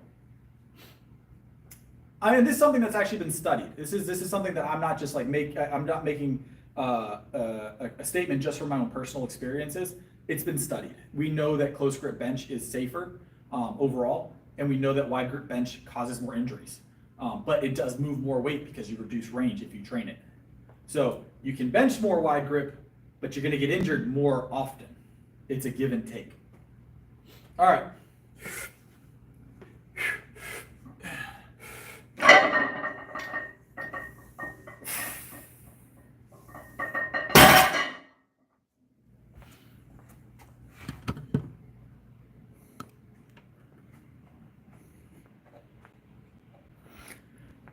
Yeah, so that's another thing. Doing a bunch of reps wide can also cause shoulder pain because you're constantly you're stressing that shoulder and that pectoral over and over and over again.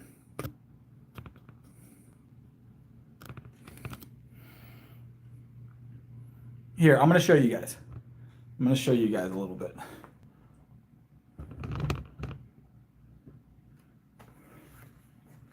My bench isn't quite 700 now.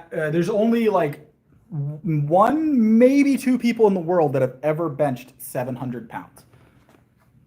And that's like an actual number. 1 or 2 people ever in history to bench 700 pounds legitimately. That's not equipped. I think, what is it, 785 or 795 is the current world record. So it hasn't been broken yet. Not that I heard of. I would have heard of it. Maybe I missed it. I don't watch a lot of stuff anymore. But I think Julius is still holding just under 800. Absolutely not, Eric. Absolutely not. All right, so this is the thing, right? So this is my standard grip position in comp. About, depending on the bar in comp, and it's usually a very similar bar for every one of them, right? About here. This is my grip position in comp. So when I come down, I'm right about here. You see where my elbows are at? Now, this is about how far out you can go legally in comp for a lot of federations, is index on the ring, right? Index on the ring. Some meets will even let you go slightly past that and you can get away with it in some local meets, right? So when you come down here, even if you're actively trying to tuck your elbows, you see how actively tucking my elbows, I have to put pressure on the back of my wrist, or I have to arch up higher to put that bar in a position to do that, right? But if I bring it in to index on the ring here, now you see where my shoulder's at? My elbow, even at its most tucked position, my wrists start to rotate. So to get the bar here and be able to actively push it without rolling my wrist backwards, which at 300, 400, 500 pounds, your wrist isn't going to be having a good time, right? Maybe lightweight, you'll get away with it. You're putting a lot of stress on your shoulder on the down movement and the up movement. That's the difference.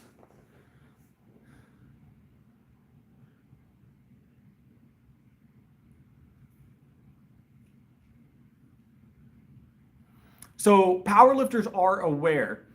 So the standard powerlifting grip for bench is wide grip. That is not really a debated thing among powerlifters typically. Like, they know, we're aware that wide grip is the standard. Wide grip is the standard for powerlifters, but it is slowly being reduced. So just prepare for that. I do see in the future a reduction in how wide you can go. I see that coming around the corner. Yeah, I measure with my thumbs. This is the easiest way to measure. No one wants to have to have all these complicated processes for the bench, right? You measure with your thumbs, in my opinion, is the best way, because it's something you generally always have with you, hopefully. If not, that's awful, and I another process maybe. But thumbs are how I measure. So what I consider anything past a thumb's length, in my opinion, is wide grip. So this is wide-ish. This is the start of wide grip, right? You see where my hand is? That's the ring right there. Right there is the ring. This is what I consider wide grip to start, right? That is a safe wide grip in my opinion. This is what I consider a standard close. So this is just before we start being considered a close grip bench. And then this is where I bench typically in the gym, is right here. So you see where that knurling starts? That's my standard bench. That's my standard bench. So that is what I consider a close grip, but that's where I like to bench from. You see that? That's me personally. This is what I consider a wide start grip, and then anything beyond a thumb's length. So when your pinky hits that ring, you're now in a wide grip. That is considered a wide grip. And that's a standard consideration there. That's considered a wide grip in most settings. But powerlifters know that,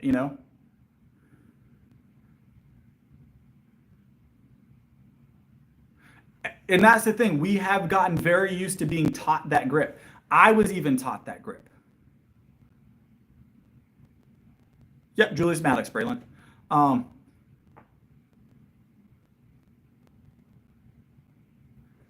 So we know it's wide grip. We know, because it helps us move more numbers.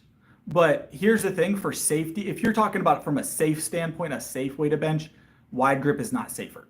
We know that. But you will move more numbers. I don't doubt that. You will move heavier numbers. But in my opinion, using reduced ranges of motion to move more weight, as far as a competition standpoint, is not completely genuine as far as a competitive mindset, right? I want to use the standard grip, and just I have to muscle through it. And if I can't, then I didn't deserve it. In my opinion, that's my personal opinion. I want to earn it, right? I could widen my grip up and add maybe 10 or 15 pounds to my bench after I train it a bit. Sure, but I don't want to. I want to get it the way I feel good getting it. Matters most to me. If that makes sense. I'm not saying everybody has to be that way or has to think that way. That's just how I think. It's how I work. But mind you, that grip that I just showed you, this grip right here, this is the grip I used. Go back and look at my 365. That's the grip I used for 365 pounds. Half a thumb's length, maybe a little bit more.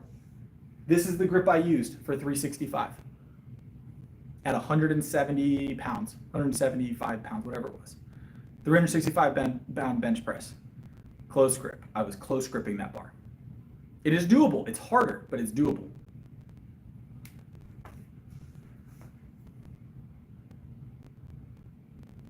And I'll tell you right now, you know what I've never had? A shoulder injury.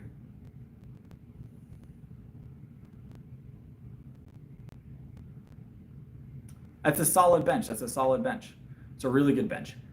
I have yet to meet a close grip bencher that has had any serious shoulder injuries. I don't use a lot of leg drive. I try and use as little leg drive as necessary. In comp, I will abuse leg drive just a little bit more, but in the gym, I try and eliminate leg drive as much as possible. So,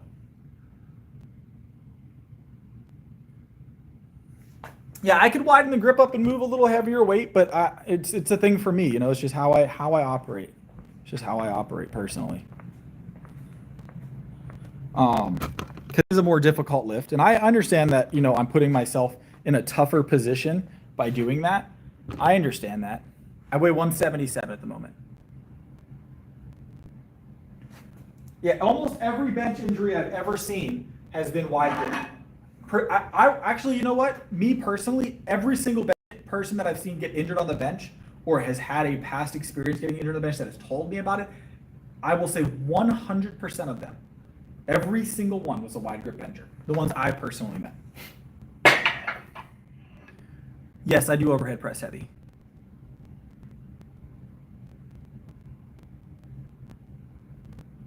I'm 5'11".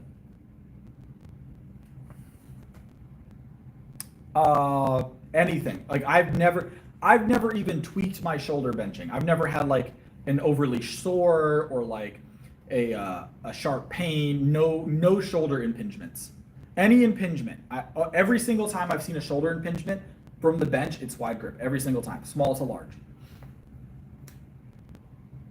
I wouldn't necessarily count as an injury, but I will say that as far as temporary impingements, I don't think I've ever seen one from close grip bench. I've only ever seen it from wide grip.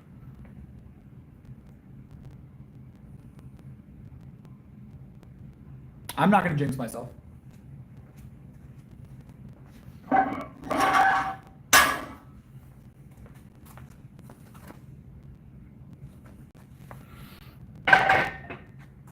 My bench is 365, my squat, which we haven't PR'd in a long time, shut up spotter, 385 and 490 deadlift. 365 bench is my shining moment, obviously. I'm a bench specialist. We have added squat though, and squat's climbing, so.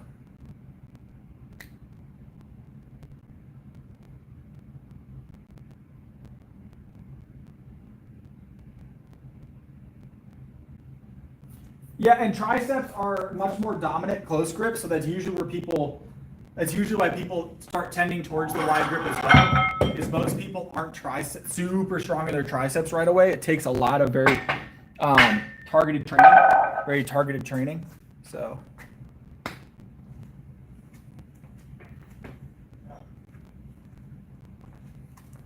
I'm 30 years old. Appreciate it, Jay.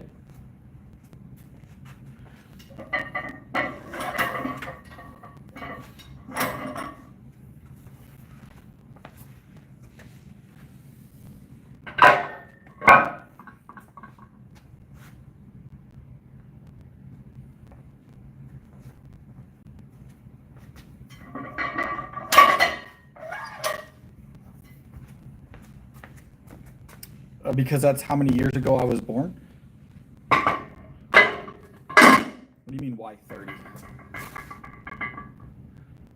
I appreciate it, Buffest.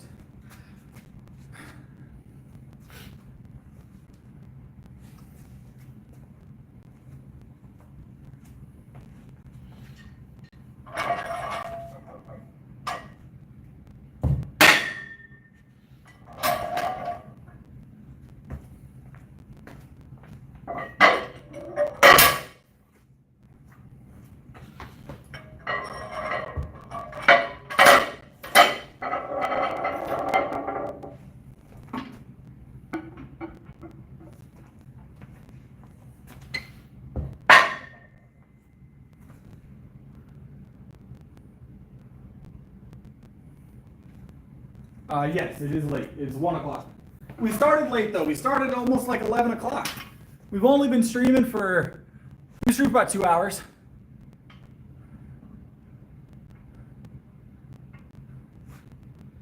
So.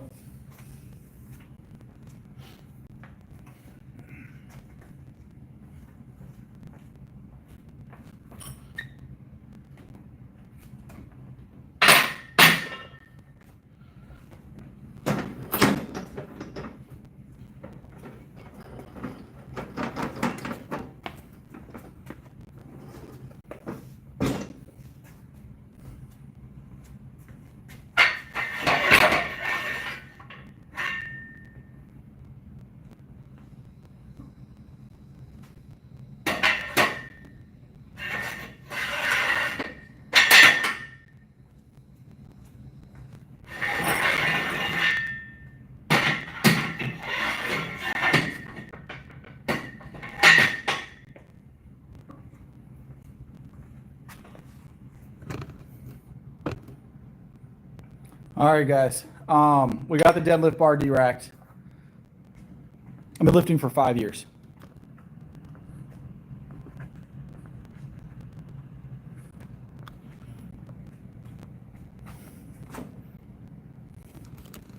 I mean, anytime you target a muscle, you're increasing the risk that that muscle is the one that you injure, sure. So. Ugh. All right, what are we doing next? We got a little bit left to do tonight. Let's do a lot. I eat a lot. I eat like 5,000 calories a day. Actually, it's a little bit less right now because I'm maintaining for competition. But 5,000 calories a day is my typical diet. 300 grams of protein.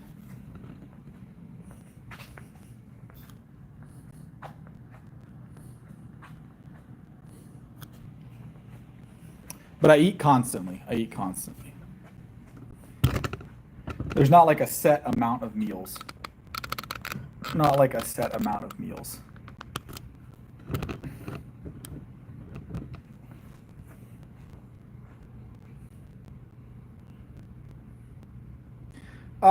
It took me probably 4 or 5 months before I figured out what I wanted to do. And then a year before I really dialed it in probably. So mind you, so I started out my first year lifting 5 years ago. I was fresh out of surgery and had a body weight of about 117 pounds. My bench press at that time was probably, if I remember correctly, around 70 to 75 pounds. My deadlift was under 150. It was probably right around like 125, 135 realistically. And then my squat was probably 100 pounds at the time. So my total has gone up almost 900 pounds over 5 years, and my body weight has gone from 117 to about 177. But that's approximately everything. That 5,000, I'm always bulking usually, Eric. Just right now we're maintaining. I don't eat 10 eggs a day, but I do eat a lot of protein. I do get farm fresh eggs every day though. I have chickens. So I have fresh eggs every day. Fresh out of the chicken's butts. We go out there and you just squeeze the chicken real quick and it pops out. Grab the egg and go. You don't squeeze the chicken. Don't squeeze your chickens, guys. Hopefully if you have chickens, you know not to squeeze your chickens. They don't mind it too much, but don't squeeze them too hard, all right? Chickens do like, some chickens like being picked up.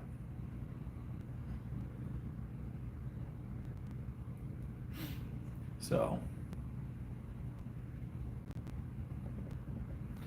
all right, we'll knock out, we said we were gonna do calisthenics at the end. We'll do a few rounds of calisthenics.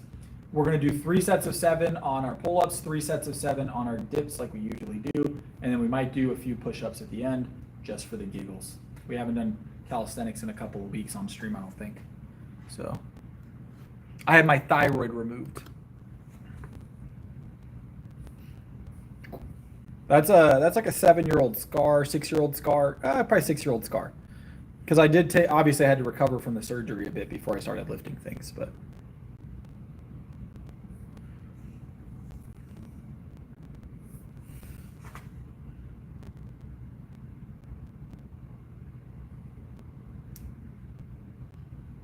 So we did put on like 15 pounds in a, 10 pounds in a month and a half, 15 pounds in a month and a half, whatever, we were about 167 or something when I started bulking, and about a month and a half later we went from like 167 to like 183 at the peak of the bulk, somewhere in there, and then we have to maintain around 180 for competition. So I do have to take a medication for my thyroid, yes, daily. It's very minimal medication though. It's one little piece of medication every morning or every night, and I'm good to go. Yeah, we definitely could do 7 for sure. All right, we'll do the pull-ups first. We'll do pull-ups and chin-ups. Let me specify. Everybody gets upset. We're doing pull-ups and chin-ups. We're gonna do a nice neutral grip, go a little wider, and then we'll go overhand and go like a standard wide. So we'll go a pull-up and chin-up. So, all right. We are going to do a physique show with it. We always do physique shows when we do our calisthenics. It wasn't part of the plan tonight, but we are, so just a heads up. I'll go ahead and take the tank top off. I'll be right back because I'm going to struggle to get the tank top off because I wear a medium. This is actually, I think, a large, but I wear a medium. All right.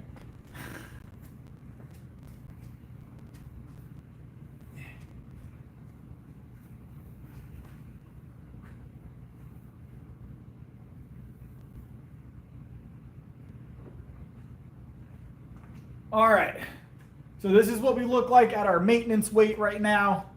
This is what the tank top was hiding, of course, but we're not looking terrible for maintenance after a bulk. We haven't really cut anything. We haven't gained anything in the last few days, last couple weeks. So it's not cheap. It really isn't cheap to eat 5,000 calories a day. But this is where we're at during our maintenance phase. We're not cutting, we're not bulking. We just got done with a bulk. So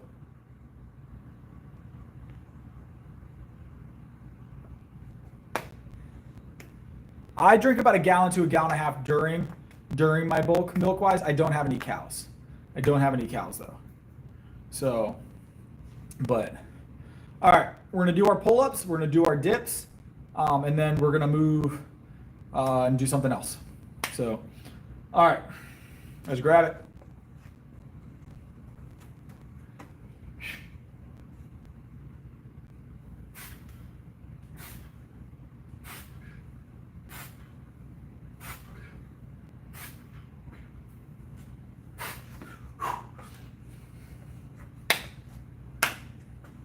I am not in Ohio, no. I am not in Ohio. South Carolina, that is correct. Yeah, I drink a lot of milk.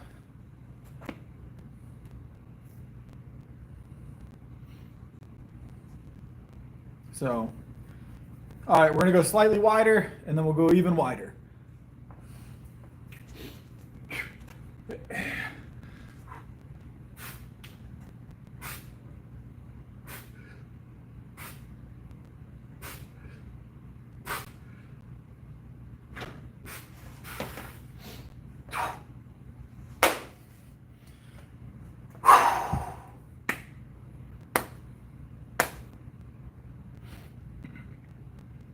No, I'm not a big fan of calisthenics, actually. I'm good at them, but I'm not a big fan of calisthenics. It's a little after 1 o'clock. A little after 1 o'clock. Calisthenics will only take you so far. I power lift, so strength is what's important to me. I just maintain a really, really good diet, and that's why I maintain a good physique, is because of my diet. Powerlifting is my sport, though. So,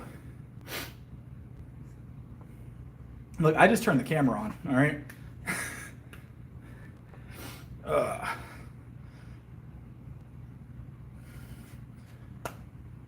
All right, one more set of these, some dips and some push-ups, and I think that'll be it for the stream tonight. So, all right, we're gonna go wide, and we'll have some fun with it. Later.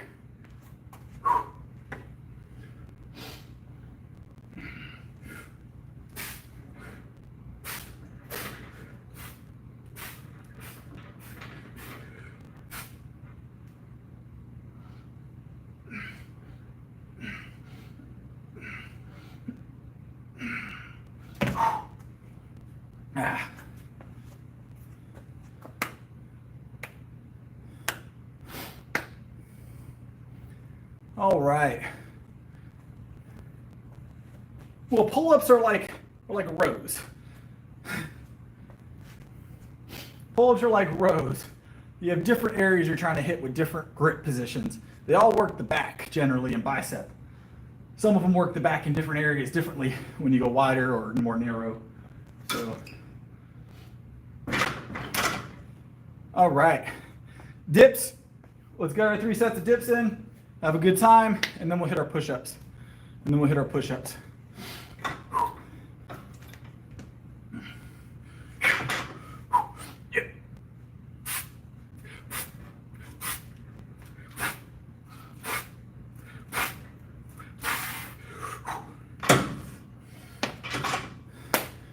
What's up, Max?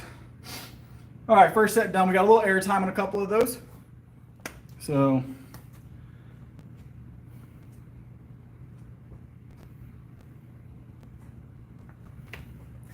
all right. Another set of 7. Let's hit. All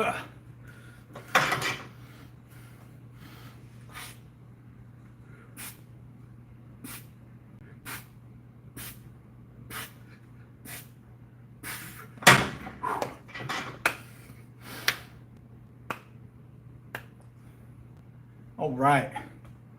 One more set, guys. Then we're gonna do a couple sets of push-ups.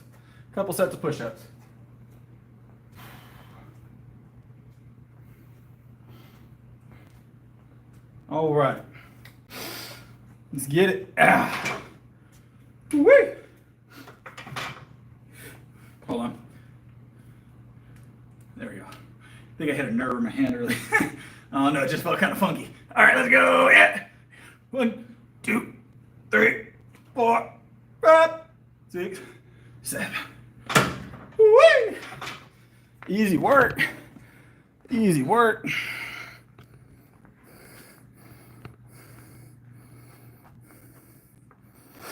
All right, push-ups are last but not least. What are you talking about, wrestling?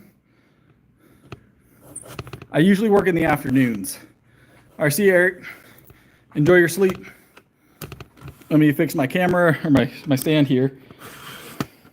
This one hasn't been as abused as much, so the legs are a little stiffer. It takes a minute.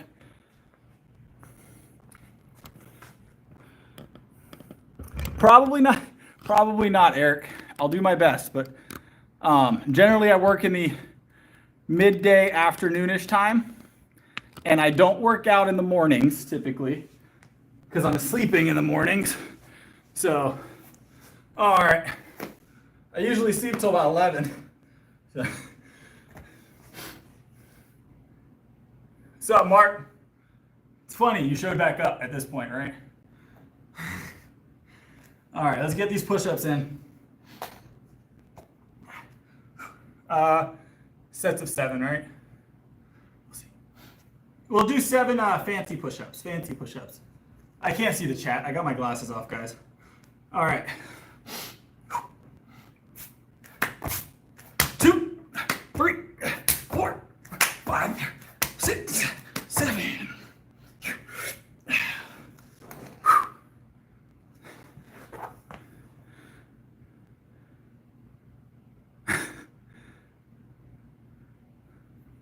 Seven's a great number.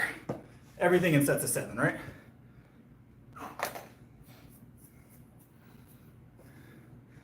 All right.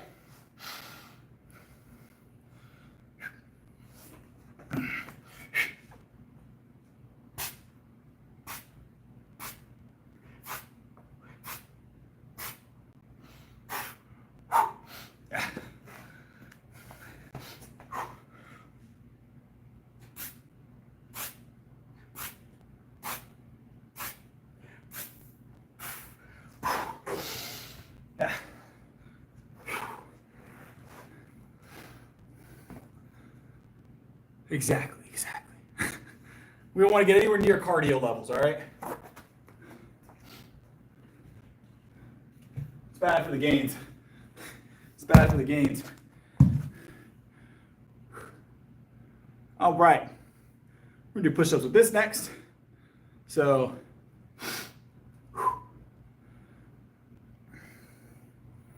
all right, let's get it in.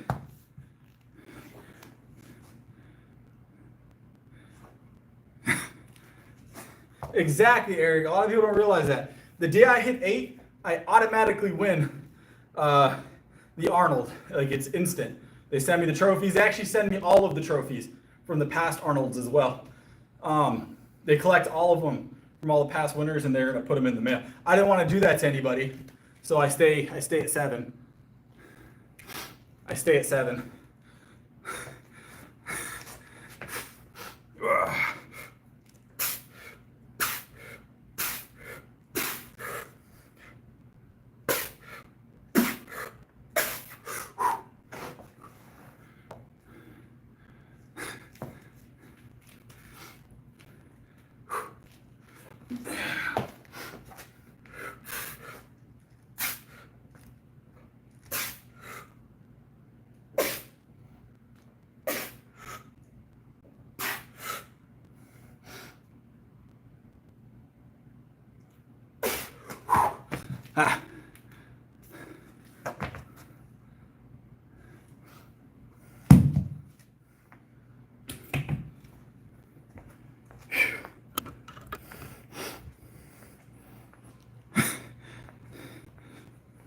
All right. Felt pretty good. But yeah, that's why I don't go over 7 reps. So one time, same concept works for cardio, guys. One time I ran a mile on the treadmill, and NASCAR sent me 3 trophies. And I was like, man, that's not right. So I sent them the trophies back, and I don't do cardio anymore. It just seems unfair. It just seems unfair.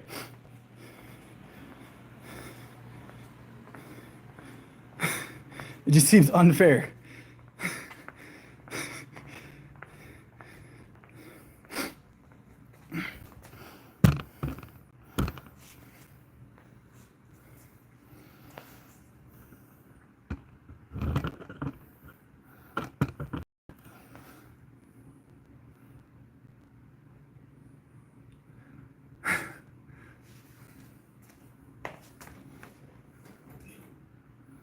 All right, so let's go ahead and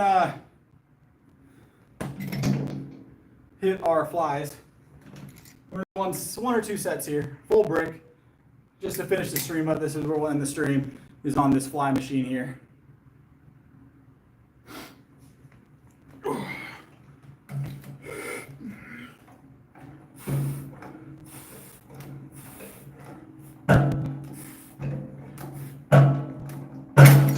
Forgot to put the extras on.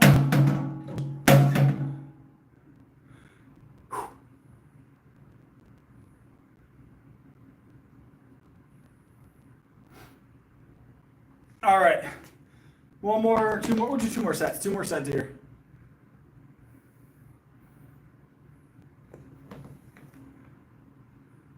Oh, what? I don't know what that is. Mark, what is an offlander? Is this from a movie?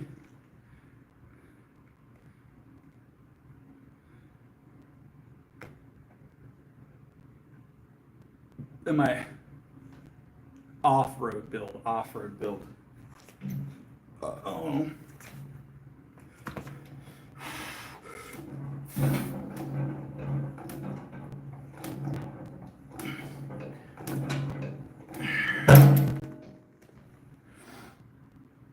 I understand what you're saying now, Mark. I said, oh no, I don't know. I don't go off-road very often.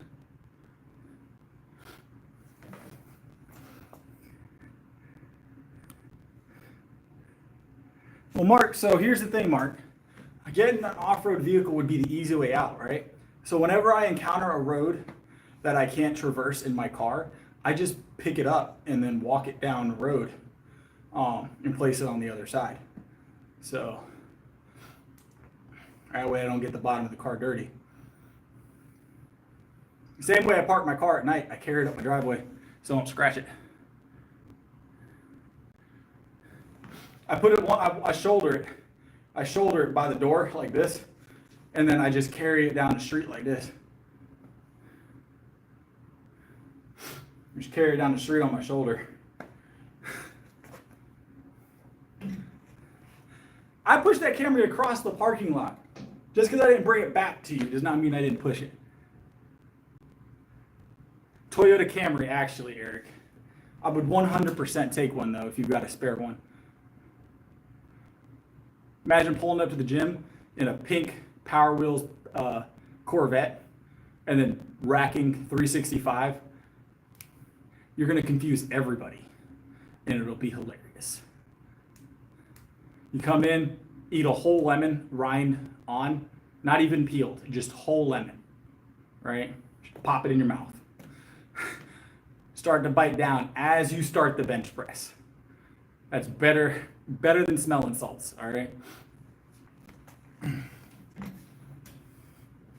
If you ain't chewing a whole lemon on the bench, not even washed, straight out the bag. Straight out the bag, warm, room temperature.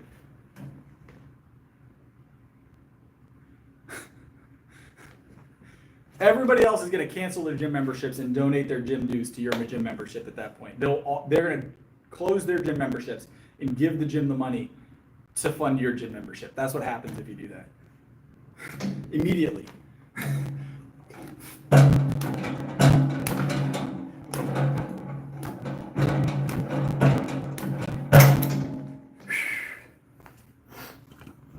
In fact, if you do that at any gym in your city, every Planet Fitness in the city that you're not even at closes immediately.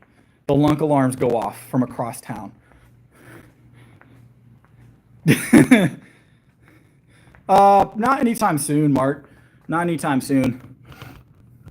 Their benches just aren't set up for powerlifting. Not their fault, they're a bodybuilding gym. They have really nice stuff, but they just don't have good benches for powerlifting. So we definitely tried to utilize it as much as possible, but they need wider benches, longer benches, really. So, all right.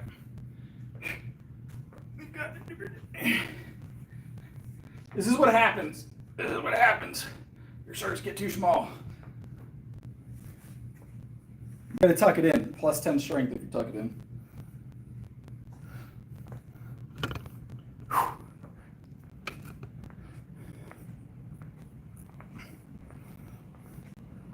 I think it's a large. It's actually a large, Mark. Fits like a medium, no. That's what happens. So there's this fancy muscle on your chest, Mark. It's right here. So there's this muscle on your chest right about here. It's called the pectoral. And as they grow, shirts get tighter, usually around that area.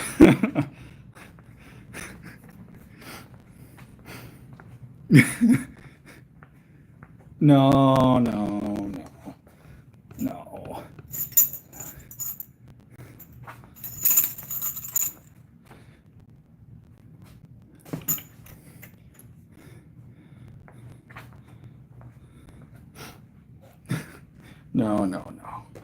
It actually, yeah, it does have to do with the width of my back. My back is pretty wide. So we do experience some shirt issues with the width of the back. So.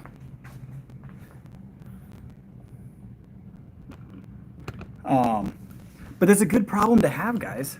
It's a great problem to have. Well, okay, so it's usually a great problem to have.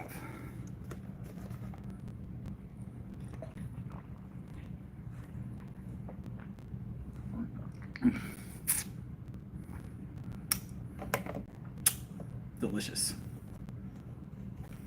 Another one of these, Mark.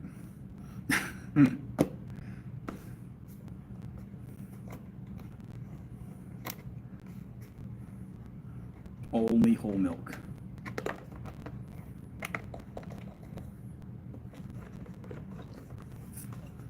Yeah, so everybody always measures their arms. Bodybuilders always measure their arms, but no one's measuring their torso, right?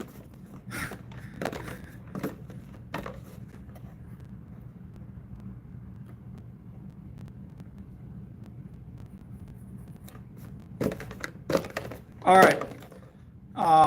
That's it, guys. That's the stream for the night. Yeah, that's pretty good, Mark. That's my wrist measurement, actually. So that's my wrist measurement currently. Forearms are like 23 or 24, probably 25.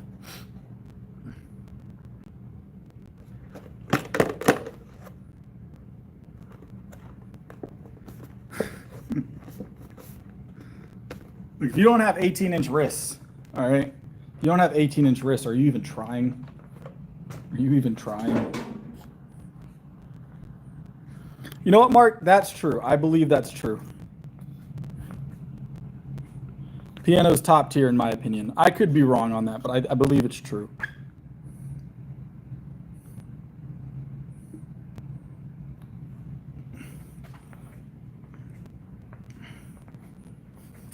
All right, guys. Well, that is the end of the stream. It is time for me to go home and rest. I got things to do tomorrow. So I will see you guys tomorrow.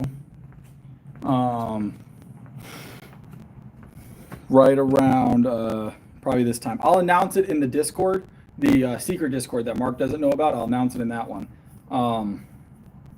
But I'll announce it in the other one too, Mark. Don't worry. I don't know if it's going to be 9 p.m. Probably not, actually. I've got clients kind of late tomorrow. So probably not 9 p.m. But all right, I will do my best, though. I'll try and get as early as possible. But no guarantees. No guarantees. All right, y'all have a good one. Appreciate y'all being here. It is, Zachary. Best time. But y'all have a good one. I'll see you tomorrow.